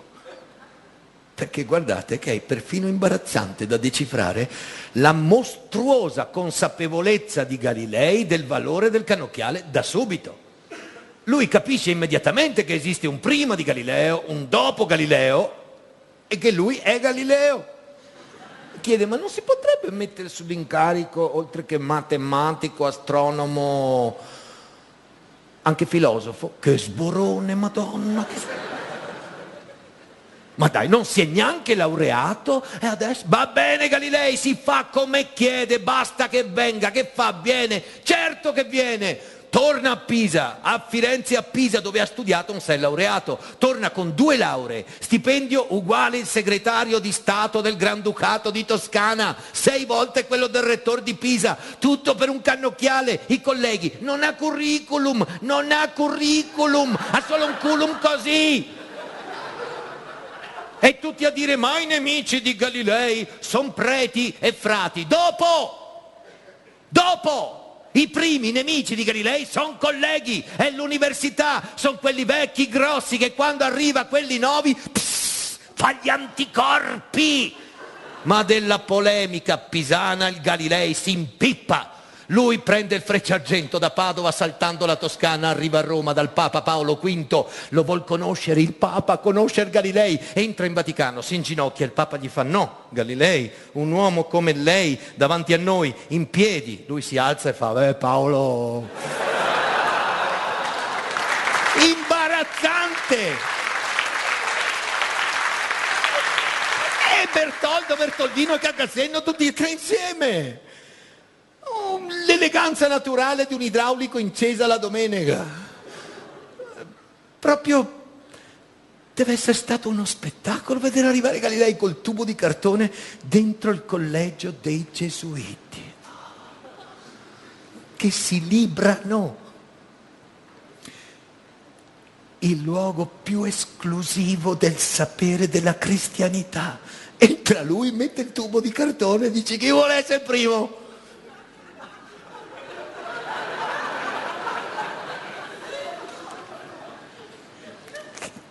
Tra loro c'è Clavius. Ho detto Clavius, ho parlato di uno degli astronomi più intelligenti, di uno dei matematici più grandi di quel tempo. Beh, i primi occhi dentro il cannone di Galilei li mette lui, Clavius. Bypassa gli altri. Se l'uomo più importante, dell'accademia più importante, ha messo gli occhi nel cannocchiale, i tirapiedi, che fanno? È un successo clamoroso, ma non era scontato. Per Dio no. Perché gli astronomi a occhio nudo, il suo mestiere, lo facevano. E a occhio nudo hai un rapporto bellissimo col cielo. Mistico, personale, selettivo. Decidi tu cosa è dentro, cosa è fuori. Il cannocchiale, viva Dio, quello di Galileo, è sempre sfocato, ha un'ottica ristretta, si vede male. Chi te lo fa fare? È come il primo uomo che stava scrivendo a macchina, gliel'hanno sfilata, gli hanno messo in mezzo davanti un computer, gli hanno detto vai prova che risparmierai tempo. E lui nei 10 anni successivi ha continuato a pensare: un giorno risparmierò tempo, un giorno risparmierò tempo. Un conto è nascerci con le tecnologie, un conto è riconvertirsi, lo dice la parola, è difficile. Ma il successo del cannocchiale, nonostante questo, è clamoroso. L'anno è il 1611, non c'è uomo che non parli di Galileo a Roma. Gli unici in disparte, i teologi. Lui sottovaluta, ma appena torna a casa, a Pisa, appena inizia l'anno accademico del 12, cominciano le rogne. Il discepolo suo, Benedetto Castelli, che è prete, gesuita, ma copernicano, mette Copernico a programma, scoppia la rivolta del corpo docente. Rettore, si cambia programma. Cos'ha quello vecchio che non va più? Sono 500 anni che lo facciamo. E chi me le paga le ore di aggiornamento sul programma nuovo a me? Ci si mette Madama Cristina di Lorena, la mamma del Granduca, a dargli addosso. Galilei non conosce la Bibbia. Nel libro di Giosuè c'è scritto: sole fermati nella valle di Gabaon, che le armate di Israele sconfiggano i nemici. Non è mica scritto terra fermati, è scritto sole. La risposta di Galileo a Madama Cristina non è un capolavoro di diplomazia.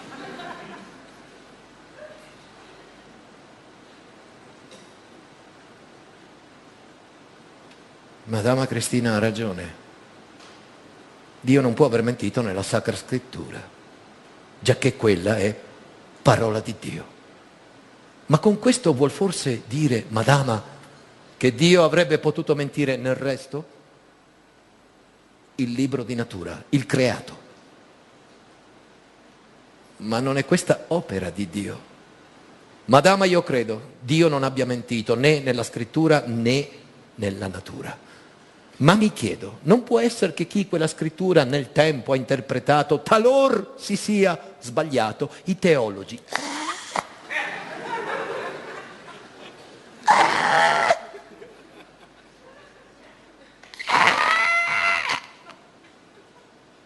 Un prof di applicazioni tecniche che viene a dire a noi il mio tesoro. Per questo si è fatto nominare filosofo, non per vanagloria, ma che lo sa che c'è da dar battaglia e non ci sta a farsi ficcare nello scaffale basso di matematica insieme a Copernico e allo Zwirner, no per Dio. E allora ogni notte si cerca prove che Copernico ha ragione. E come si fa? Si guarda Venere, le fasi di Venere, puttana Venere. Perché tu non fa le fasi regolari 28 giorni come tua sorella Luna fa? No, Venere tu le fasi tu ci metti 6 mesi. E io 6 mesi qui fiori ogni notte mi gelo le balle, Venere, per te. E per colpa tua, Venere, io son mesi che non vedo il monte tuo, oh Venere.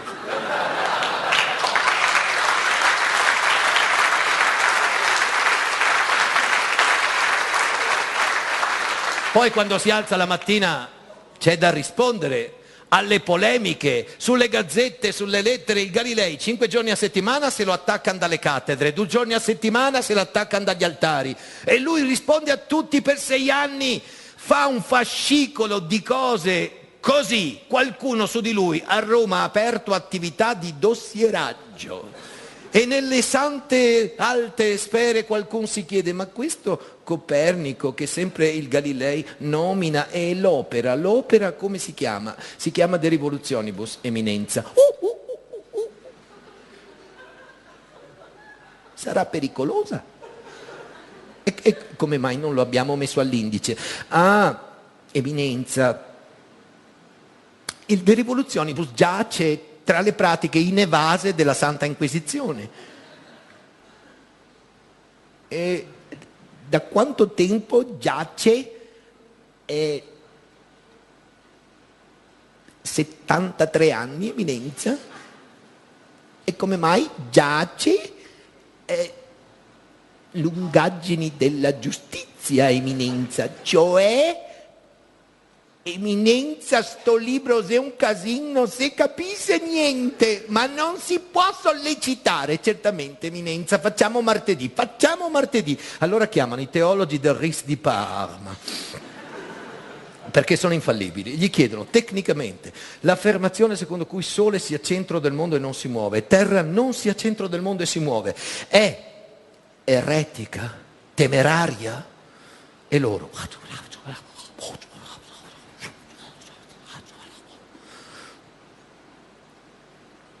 Allora, dopo lungo approfondito esame, siamo in grado di affermare in maniera incontrovertibile che l'affermazione secondo cui il Sole sia centro del mondo e non si muove, Terra non sia centro del mondo e si muove, tecnicamente per noi è temeraria e erotica, eretica, quello. Un libro giudicato eretico non veniva sempre bruciato, anzi, raramente. Più spesso un libro come questo di Copernico, giudicato eretico, veniva purgato delle parole che a volte venivano cancellate, a volte tagliate. Questo l'hanno fatto i topi. Ma la precisione, come vedete, è quasi chirurgica. Il libro non bruciato restava a disposizione degli uomini di fede, perché gli uomini di fede così potevano avere la prova di come con l'illusione della conoscenza il demonio avesse tentato la curiosità di quelli. Insomma, i libri sono cosa pericolosa. Galileo è a Roma a chiedere udienza all'uomo più influente del Vaticano, il cardinale Bellarmino. Sì, proprio lui, quello del processo a Giordano Bruno e che forse per questo è stato poi fatto santo. San Roberto Bellarmino, uomo raffinatissimo, dotto, profondo conoscitore e teologo delle Sacre Scritture. È anziano, ma Galilei punta da lui. Bellarmino lo riceve il giovedì, 2 giorni prima. Il Sant'Uffizio, forse anche su sua sollecitazione, ha pronunciato la sentenza, quindi quando Galilei va da lui, Bellarmino non lo fa manco parlare, gli dice lo so perché siete a noi, Galileo, eppur si muove come voi dite. Oh sì, ricordiamo, quando veniste a Roma con quel vostro libro, il cannocchiale, come chiamavate il libro? Nuncius.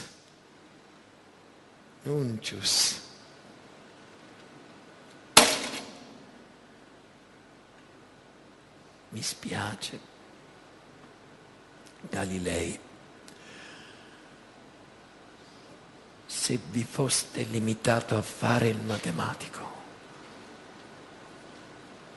se a tutti i costi non aveste voluto sporgervi oltre i limiti e i confini della vostra disciplina.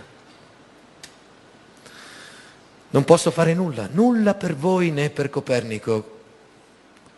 Il Santo Uffizio si è pronunciato per tutti noi, d'ora in poi, credetemi, è meglio che Copernico sia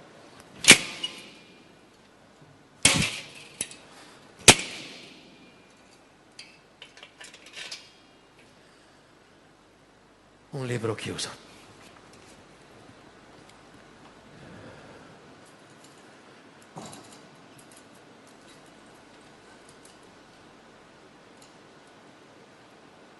Sì, succede che a volte certe idee diventino mine vaganti.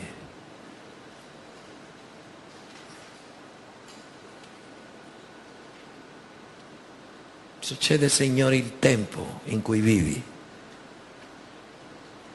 Cosa vuol dire l'ossessione che Copernico ha ragione, Aristotele ha torto, ma Galileo?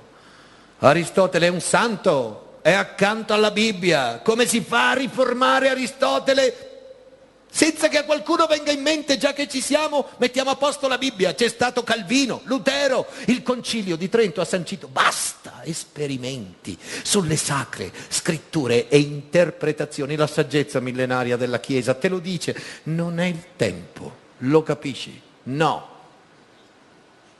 Galileo Galilei appare del tutto sprovvisto di quella cosa chiamata opportunismo o senso della storia, ma è fortunato.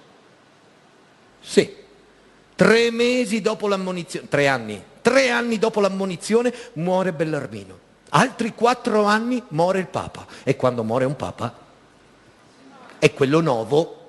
È un Barberini, vi ricordate cosa dicevano a Roma? Quello che non hanno fatto i barbari, l'ha fatto i Barberini.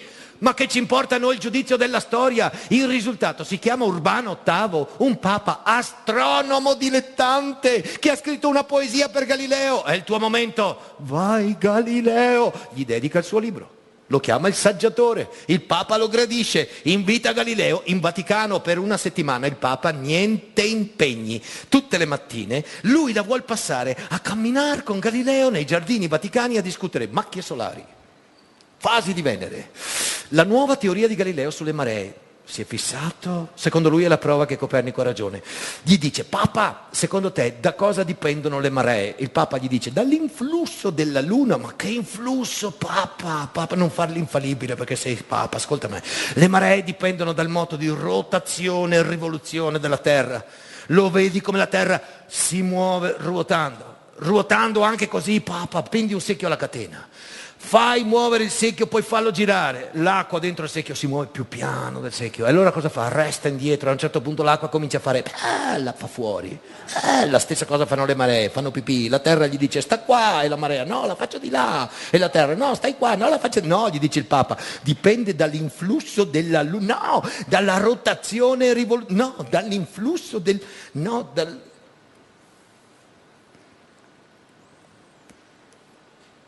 Allora,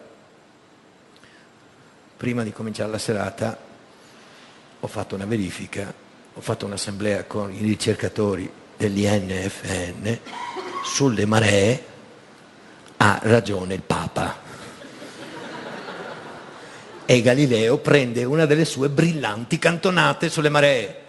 Ma la discussione fra questi due è bellissima, bellissima, ma ve le immaginate voi Ratzinger con Margherita Hack?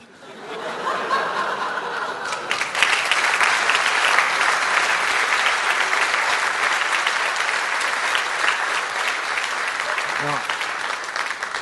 A parte il rispetto dovuto a tutti e due, sia per l'età che hanno che per quello che hanno fatto, il problema è che non ci sono più le parole per una discussione. Le parole non c'erano, forse nemmeno al tempo, non era facile, non lo è mai stato. Copernico resta chiuso dentro. Il Papa non cambia idea. E Galileo per 10 anni mangia polvere. Poi arriva questo.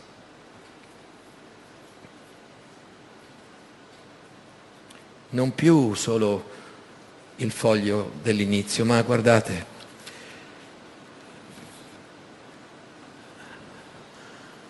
è preziosa copia anastatica di una di quelle rare edizioni del dialogo di Galileo.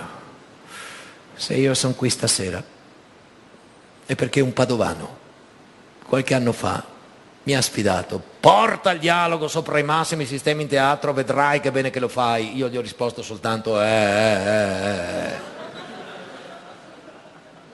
Poi dentro di me ho pensato: sì, però prima bisogna almeno che lo leggo il libro. Mi sono detto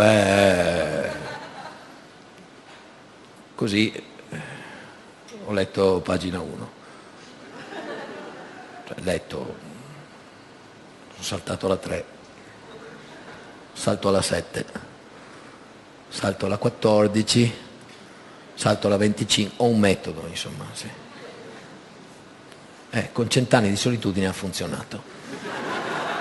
Sì. Se parti dalla 40, dopo va come un treno. No, il dialogo no, ce l'ho ancora sul comodino. A un certo punto ho pensato: mi mancano le basi, è lì che ho messo in discussione lo scientifico. Magari tu l'hai fatto meglio di me, però io lì ho vacillato, stavo rinunciando. Quando ho detto faccio un altro investimento, compro l'Opera Omnia di Galileo, altri 16 euro, boia cane. Ho pensato: a sto punto lo spettacolo devo farlo.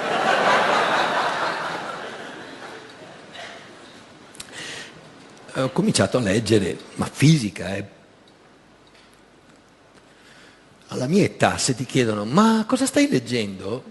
In questi casi bisogna rispondere: ma sto rileggendo Galileo.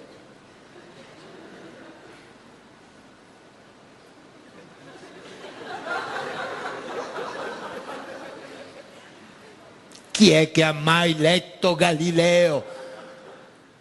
In Italia sono 1000 come quelli di Garibaldi, quelli che hanno letto Galileo. Il problema qual è? Che questi 1000 non dicono mai agli altri quanto è bello Galileo. Ti dicono: leggi Dante. Io non ho niente contro quelli che leggono Dante, piace anche a me Dante, ma viva Dio, Galileo mi dà delle emozioni incredibili. Tutto è scritto in italiano Galileo e si capisce. E leggendo Galileo ho provato degli abissi, vi giuro. A un certo punto mi sono detto: ma io capisco fisica?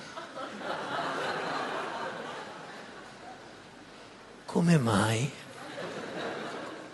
Non sono mica andato a Lourdes. Galileo scrive in un italiano straordinario e i suoi libri si capiscono tutti tranne questo.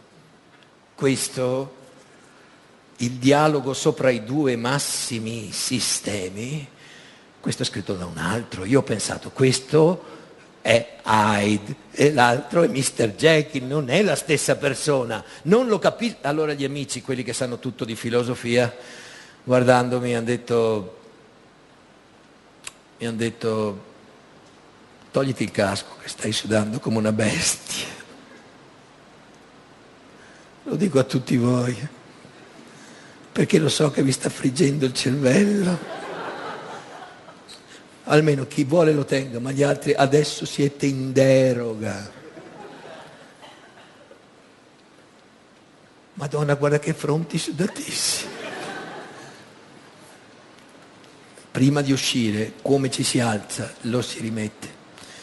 Grazie. Gli amici mi hanno detto, non mi hanno detto togliti il casco, mi hanno detto del libro, è che davvero facevate pena. Io non so, non ce n'è uno di voi che ha fatto il gesto di togliere, che ha detto bisogna tenerlo. Siamo in Italia, È il 25 aprile, va bene che avete resistito, ma adesso si può togliere.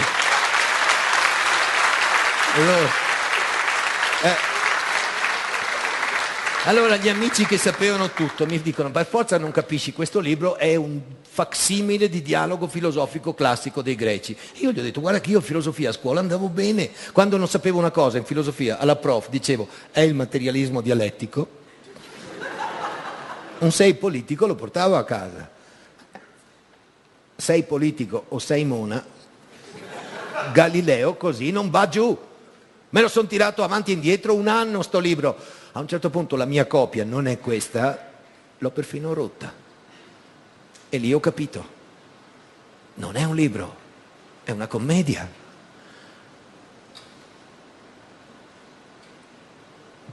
Il teatro a casa, in libreria, lo puoi anche tenere, ma devi usarlo con le avvertenze.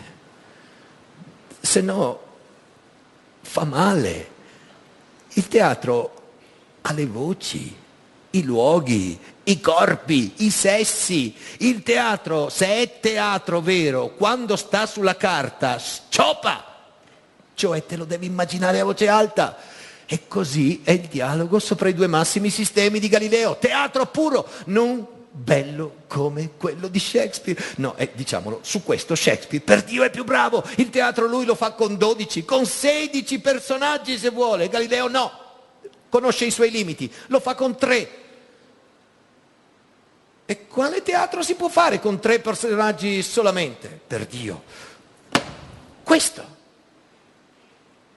Il teatro all'antica italiana, il mio mestiere, la commedia. Il mio mestiere è antico come quello dei meccanici. Quindi non è il più antico mestiere del mondo. Il mio è databile.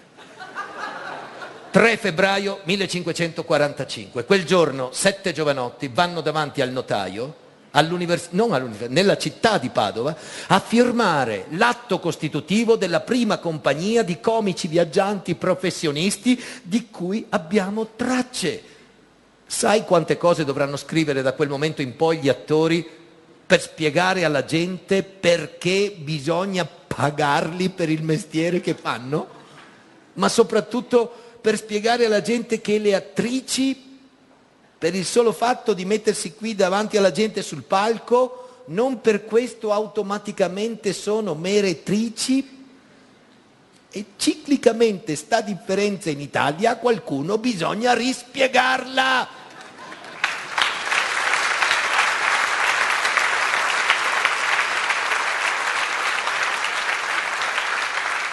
Tu mi dirai: dov'è la commedia? Difficile risponderti, ma stasera ho pensato come lo faccio il dialogo sopra 2 massimi sistemi. In commedia come ve lo farò? In lingua madre. Vedo lo smarrimento sui vostri volti e la paura, anche su quella di quelli a casa. Dice: ma come ti regoli con quelli che non capiscono la tua lingua madre? Niente, penso che tanto anche se leggono il libro capisce niente i stessi. Adunque mi cimento, rischio, fo una scena sola, detta dialogo della stiva. 3 personaggi sono nel libro. L'un si chiama Sagredo, lo fai tu. Tu sarai il padrone della casa dove si svolge il dialogo. L'altri 2, l'un si chiama Simplicio ed è il peripatetico o aristotelico, e l'altro si chiama Salviati ed è il copernicano. Ma sono 2 servi della commedia dell'arte, 2 zanni che si tirano di quelle randellate filosofiche, ma fanno un male becco. Ora vi farò. Qual è l'oggetto della discussione? La terra è ferma o si muove? Dice l'aristotelico. Simplicio: ma certo che è ferma, la terra è ferma perché? Perché l'ha detto Aristotele. Perché la pietra cade?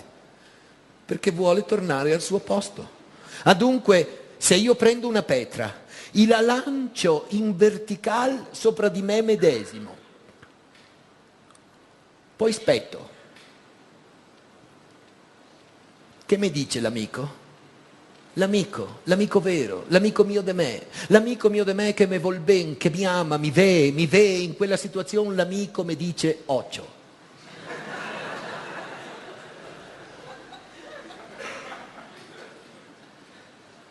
descansite un poco, si no te sbusa la cabeza. Ma sì, la terra se muovesse, tempo che la pietra cade, 18 metri più in là sarei. La schivo, l'amico non mi direbbe occhio, mi direbbe guarda dove le cascada. Ma questo non è dato di vedere. Dunque la terra è ferma. Pensate qual tragedia sarebbe per tutte quelle bestie non saldamente attaccate con piedi in terra se la terra si muovesse. Gli augelli, pensate.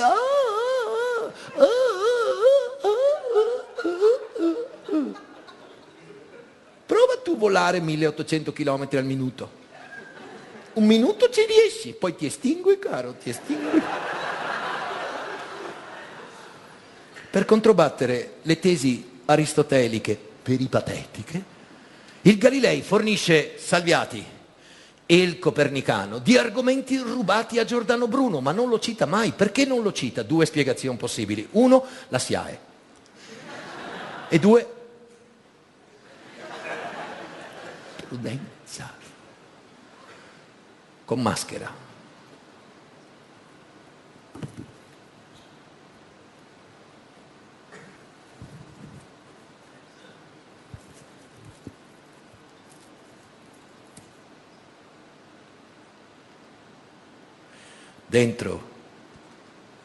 Dentro la stiva, dentro, sereve su, sereve dentro, nella stiva di una barca, grande, un burcio, una peata, un mototopo, la barca di Noè, che è il cazzo che vuoi. Sereve dentro, a chiave, che non si veda fuori, portarsi dietro 3 amici, un ballon, perché? Perché così non si rompe i film farli aspettando, va bene. Portevedrio una pentola pignata, ma grande così, piena di acqua, dei tocchi di legno, dei stizzi da far fuoco, i fulminanti per accendere il fuoco. Portevedrio dei pesci, che pesci? Vivi, che pesci? Da far lesso, che pesci? Sardelle, bisate, moeche, folpi, pisse, basta! Noi cambiamo da comprarlo il pesce, ma te me che domanda che pesci e te lo dico. Portevedrio del vino, che vino? Oh, Merlot, perché? Perché mi piace a me. E quanto? Quanti siamo? In 4. Quanto stiamo? 2 ore. 5 litri dovrebbe bastare. Portevedrio una fiasca piena, una fiasca vuota, uguali compagne, da ultimo portarsi dietro nella stiva un bussolotto pieno di bestie fastidiose che vola, farfalle, mosche, zanzare, cattive, tigre, de più, leoni. Serarsi su dentro la stiva, mettere in centro della stiva i tocchi di legno a terra, sopra la pignata piena d'acqua, buttare dentro i pesci, che inua, chi vada in tondo, guardando, pensando che cazzo femo, dove è che siamo, che cazzo femo, dove è che siamo, che cazzo femo, dove è che siamo. Appendere la fiasca del vin orizzontale in alto, fare un buco sul tappo prima che la goccia casca, mettere la fiasca vuota esattamente dove la goccia casca. Perché? Perché se no mi incasso. Va bene. Dopodiché mettere gli amici sui 3 cantoni della barca, mettere voi sul 4° canton e attaccare a far passaggi di ballon in croce, titin titon, titon titin, izquierda derecha, poppa prua, davanti dietro, destra sinistra, titin titon, titon titin, in modo che la musica e il suono del ballon sia lo stesso, regolar, compagno, per così dir, noioso. A questo punto, da ultimo, nella stiva ciapar il bussolotto delle bestie fastidiose e versere lo stroppolo. E questo è difficile. Questo è un laboratorio internazionale di fisica. Guardo le facce, non me capisce, allora so come fare. Ciapè il bussolotto and you open the stroppolo. And you control the zanzares. Go away, away, away, away. Broken the ball, broken the ball, broken the ball, democraticamente in ogni cantone della stiva. Tac, tac, tac, tac. Sono contento che ride anche il cinese in questo momento. Guarda. Grazie. Thank you very much. No, già ero preoccupata, ma adesso sono tranquillo. Allora, Broken the Ball Universal, no? Ecco. In ogni cantone di Astiva. A questo punto ha avuto il mirabile equilibrio dell'universo statico. Dite pur che molino la cima, che cazzino la randa, che la barca vada e finché la barca va.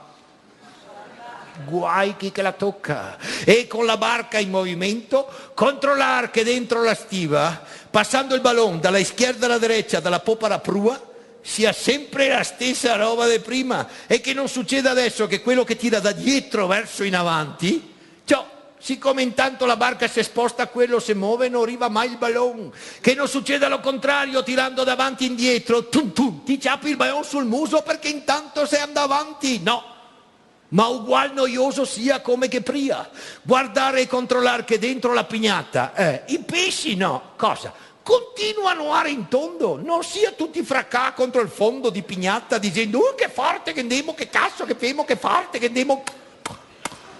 Che il vino continua a pissar dritto e non abbia fatto pozzanghera al di fuori e che da ultimo, dico purtroppo, le zanzare continua broken the ball democraticamente come prima e non si andare tutte a spiaccicarsi contro il muro per il motto della barca.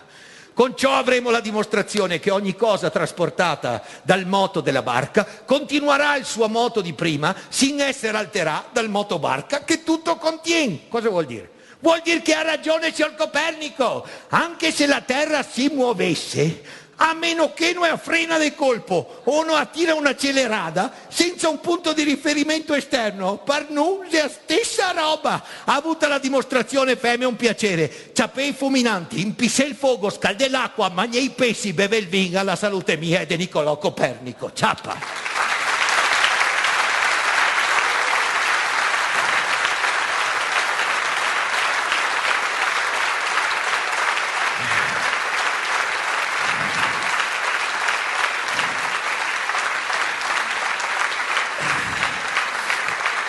Così reagiva chi leggeva il dialogo di Galileo al tempo, perché scusate, è un po' autoreferenziale, ma il teatro sono gli attori, se non ci sono. Tocca immaginarselo leggendo. Il libro di Galileo scoppia sulla carta, è arma potentissima, sconquassa, spiazza l'avversario, lo sta. Che cosa ha fatto? E non so come ha avuto il visto di censura, il libro esce. Lui non è altrettanto fortunato, giacché subito dopo l'uscita del libro a Firenze scoppia la peste. Succedeva. Voglio dire, era normale. Diventar vecchi era un lusso. Epidemie, carestie, la guerra. Il Galilei la schiva, molti fiorentini no. Lui è chiuso dentro, il libro è fuori e a lui non resta che chiedersi da 2 mesi, ma sarò in classifica? Dopo 2 mesi arriva da Roma una lettera bellissima di Tommaso Campanella, grande intellettuale italiano che ti fanno odiare a scuola. Gli dice: il libro nuovo è bello. Io al posto suo prenderei solo un avvocato, ma è bello. Anzi, se vuole d'avvocato glielo faccio io, perché è bello. E Galilei pensa: ma è stato 30 anni in galera, se ne intende? Sì, me lo fa lui l'avvocato. Dal Vaticano fanno sapere: non serve l'avvocato, basta che si presenti lui da solo davanti all'inquisitore del Santo Uffizio. Galilei manda certificato medico, c'è scritto ipovedente, ma non è un falso invalido, è diventato cieco. Che cos'è? La peste? Non lo so. Certo non fa bene guardare macchie solari, anche se con vetri affumicati. Inflessibili da Roma chiedono: lo vogliamo qui. Lui resiste, lo sa che andare lì è una trappola, ma alla fine deve cedere, si muove, si mette in moto, se la prende comoda, arriva che è finita la Quaresima da ottobre, arriva a Roma, lo mettono in Saor a purgare le idee cattive per 40 giorni in una salamoia morale. Poi una mattina lo svegliano ben bene, si alzi, è pronto, tutto quanto. L'inquisitor l'attende tra poco. Dove? Al convento della Minerva. Dice, dov'è? Di fianco la chiesa del Pantheon. Dice, ma non è dove hanno giudicato Giordano Bruno? Sì, sì, conosce il posto. Dice, sì, sì. L'inquisitore è giovane, si chiama Vincenzo Maculano, è gentile. A Galilei, incontrandolo, dice soltanto Galilei, Galilei, che avete fatto, che nessuno è fesso, che nessuno è fesso. Questo è un libro vostro, e glielo mostra tutto pieno di notazioni, come usava al tempo fare, dove era il bianco dei libri. Galilei dice, l'avete letto? L'avimmo letto, sì. E tanta disubbidienza da voi, Galileo, noi non si aspettava. In che senso disubbidienza?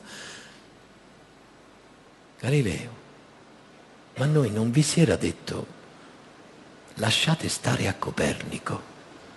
E voi invece che bel servizio gli avete fatto qui? No, Eminenza, io non ho fatto un servizio a Copernico. No, io l'ho messo sullo stesso piano d'Aristotele, che fosse il lettore suo a farsi l'opinione. Come difesa è debole, mente sapendo di mentire. Vi ricordate la figura? All'inizio, da che lato si è messo Galileo? Ha chiamato perfino il personaggio del filosofo aristotelico Simplicio, nomen, dammi qualcosa in cambio, no. Gli ha messo in bocca le parole che il Papa gli ha detto camminando nei giardini vaticani. Il Papa se n'è accorto, ha detto, a parte che sulle maree sono ancora convinto di aver ragione io, mi fa fare la figura del coglion davanti al mondo.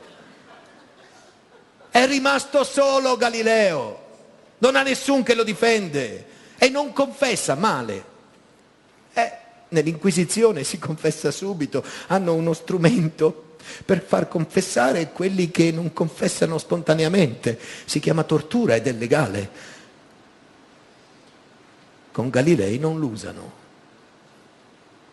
non fa l'eroe, non la usa l'inquisitore, forse vacilla.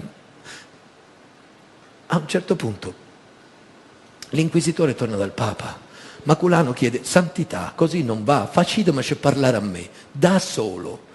Il Papa gli dice prova tu la via stragiudiziale. Torna, fa uscire il notaio, fa uscire i testimoni, non resta che lui e Galileo. 6 ore, insieme nulla sappiamo di quel che si sono detti, sappiamo che quando il Galileo esce dice soltanto sono stato frainteso.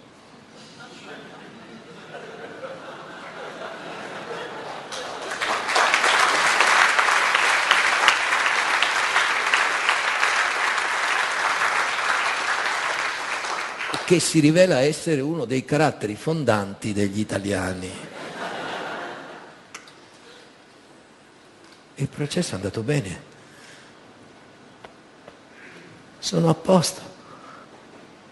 4 giorni dopo gli leggono la sentenza, sospetto di eresia.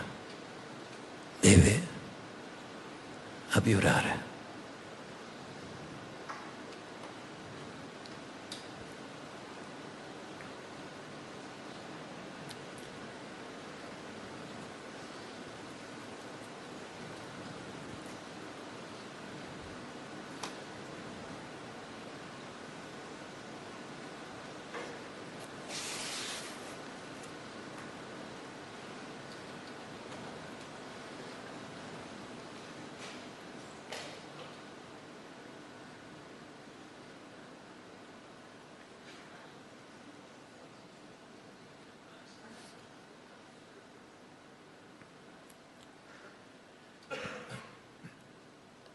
Roma, 22 giugno 1633. Io, Galileo, figlio di Vincenzo, fiorentino d'anni 70, inginocchiato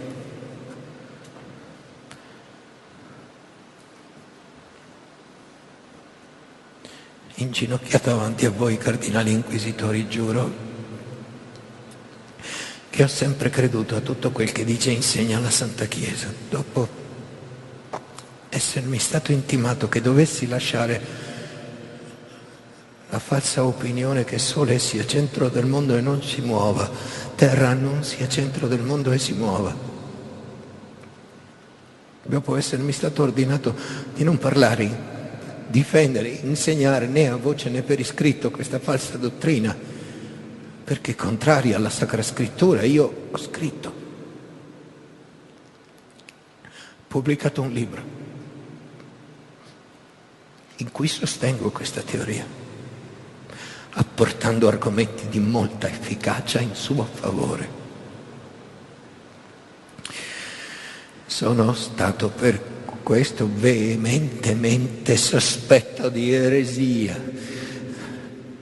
di avere io creduto, sostenuto che Sole sia centro del mondo e non si muove, Terra non sia centro del mondo e si muove, volendo levare dalla mente vostra, eminenze, da quella di ogni cristiano, questo veemente sospetto. Io qui, con cuor sincero, fede non finta, abbiuro, maledico, detesto suddetti errori ed eresie. Giuro che per l'avvenire non dirò mai più cosa per cui si possa avere di me simile sospizione. Ecco,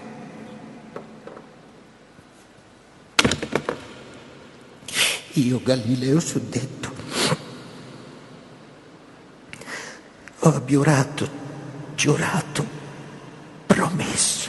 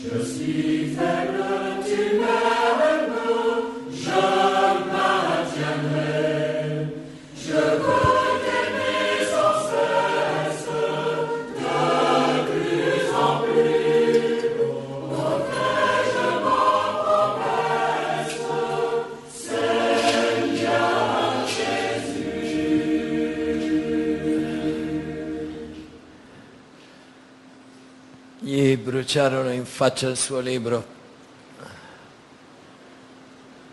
No, carcere per lui non ce n'è. Arresti domiciliari. Ma il testo della Biura, letto in aula in ogni università del mondo cattolico, Galileo Galilei sputanatus. A 70 anni, se ti buttano giù, non ti tiri su.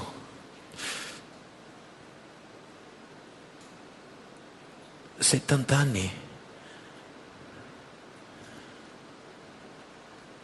È Shakespeare. morto da un pezzo.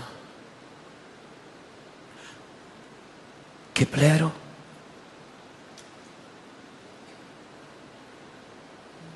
Morto in disgrazia.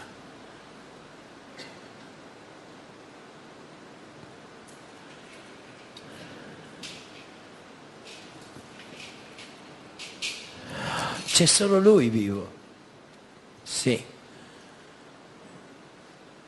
Di quelli c'è solo lui vivo. Lui vive molto di più della media del suo tempo. Però è cieco, sorvegliato a vista in casa dalle suore, non può avere allievi, non può insegnare, non può parlare. Dove vuoi che vada? Cosa vuoi che faccia? È finito. No.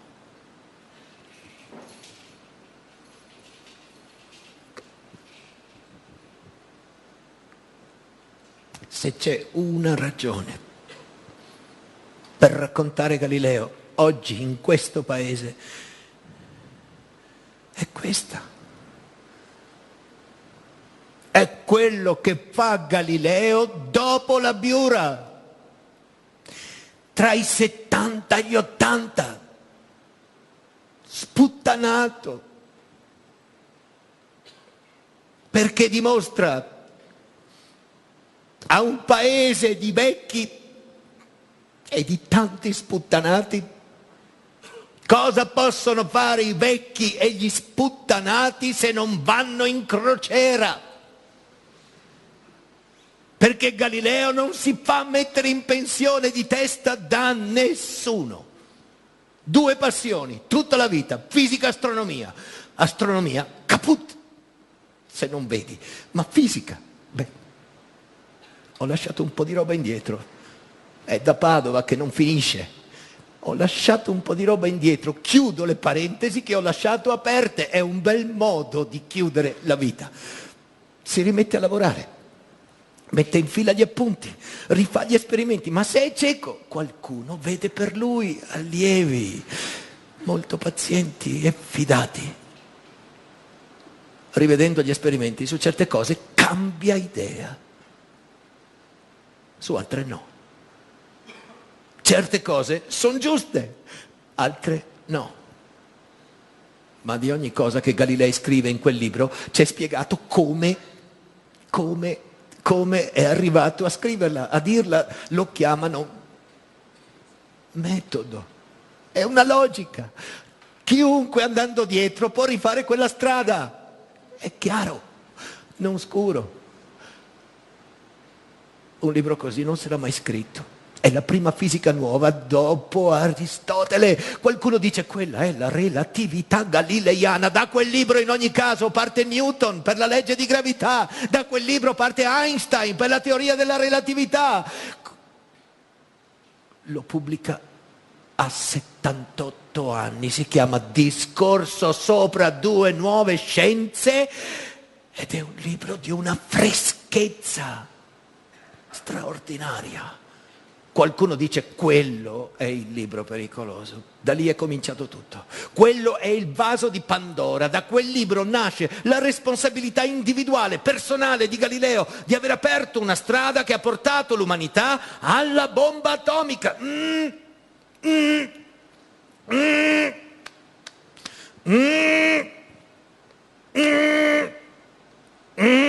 Scusate.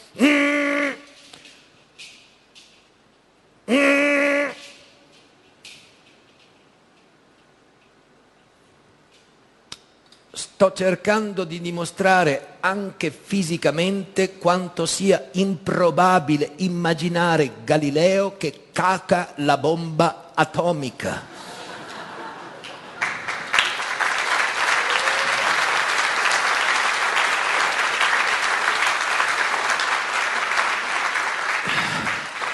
Io non sto assolvendo nessuno con questo. Scienza non produce coscienza. Occhio. Ma non è questione per me di chi ci ha messo il cappello sopra, di certificazione d'origine controllata. No, per Dio. Coscienza è un fatto personale, è questione di training, è come per la scienza, come smetti di allenarla, sei finito, è come il fiato, va via subito. Ma fare di Galileo un capro espiatorio è altrettanto ridicolo di tenerlo sugli scudi. Non serve solo ad assolvere quelli che l'hanno condannato.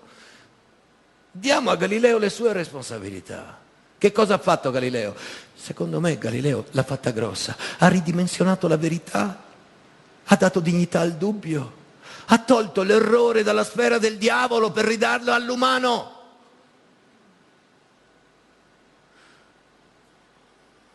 Sarà vecchio questo modo di pensare? Noi ridiamo, vero? Di quello che credevano, lo vero? La terra fissa in centro, il sole gira intorno, le idee quando scadono, dopo fanno sempre ridere. Dopo. Dunque, prima o poi le nostre, qualcuno farà ridere. È che ti dimentichi, mentre le hai, che sono precarie. Ti ci affezioni. Si sterilisce, si irrigidisce, lo pensano tanti, è consolante stare nella media. La scienza non è democratica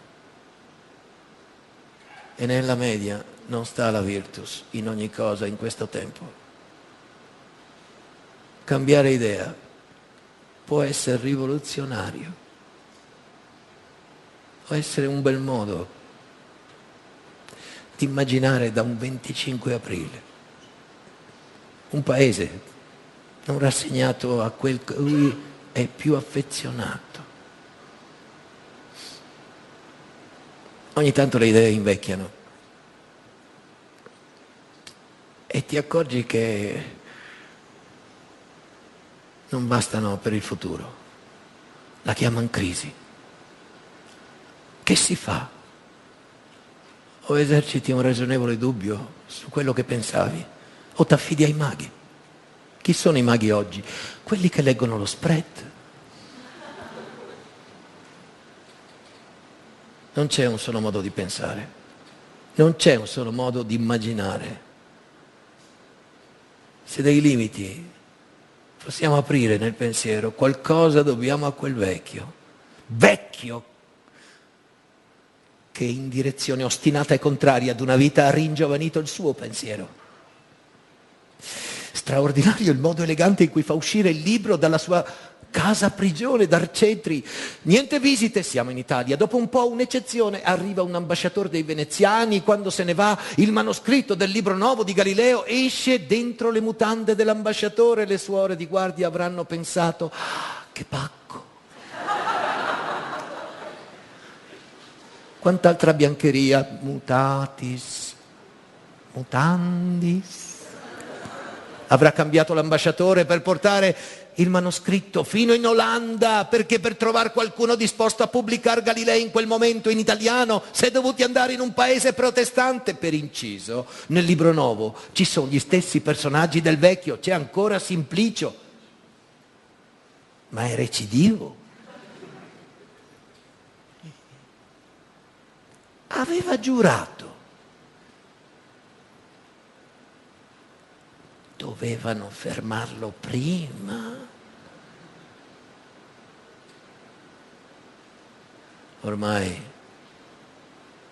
quel modo d'andare, di pensare, è tradotto, viaggia, attraversa l'Europa in una specie di internet prima del tempo, di volontario involontario. E lui non deve più fare niente, crepa. Crepa 15 giorni prima di fare 80 anni. Niente funerali. Beh, lo capisco, è in odore di eresia, lo trovo un po' vendicativo, ma lo capisco. Comunque, da quel che ho capito anche di tutta questa storia, al Galilei stesso non aver avuto i funerali è quella che è pesata di più. Lui ci teneva a queste cose. Avrebbe voluto vedere chi veniva. Ecco. E l'orazione funebre mai fatta? Chi l'avrebbe fatta? Campanella. non lo so. Però a questo, stanotte in questa galleria noi si può rimediare. Che io da qui l'elogio lo farei. Io avrei scelto testi di Giordano Bruno.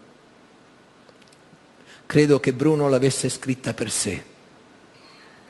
Ma noi qui stasera questa si dedica a lei. Lo so che non ci sente, ma per noi ci sei. Vado.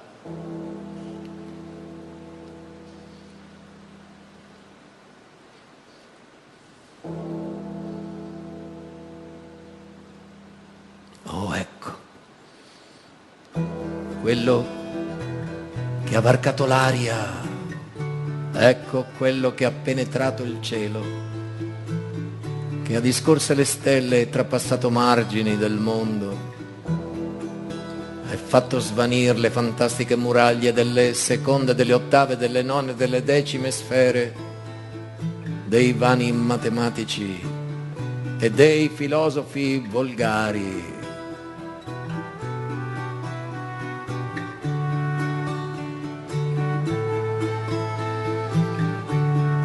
Ecco, quello che ha aperto i chiostri della verità che a noi aprir si possano, che ha nudata la ricoperta e velata natura, che ha donato gli occhi alle talpe, che ha illuminato ciechi che non potevano fissare l'immagine sua da tanti specchi che da ogni lato gli si opponevano. Ecco quello che ha sciolto la lingua ai muti, che non sapevano, che non ardivano esplicare gli intricati sentimenti. Ecco quello che ha varcato l'aria, penetrato il cielo, dicendo eppur si muove.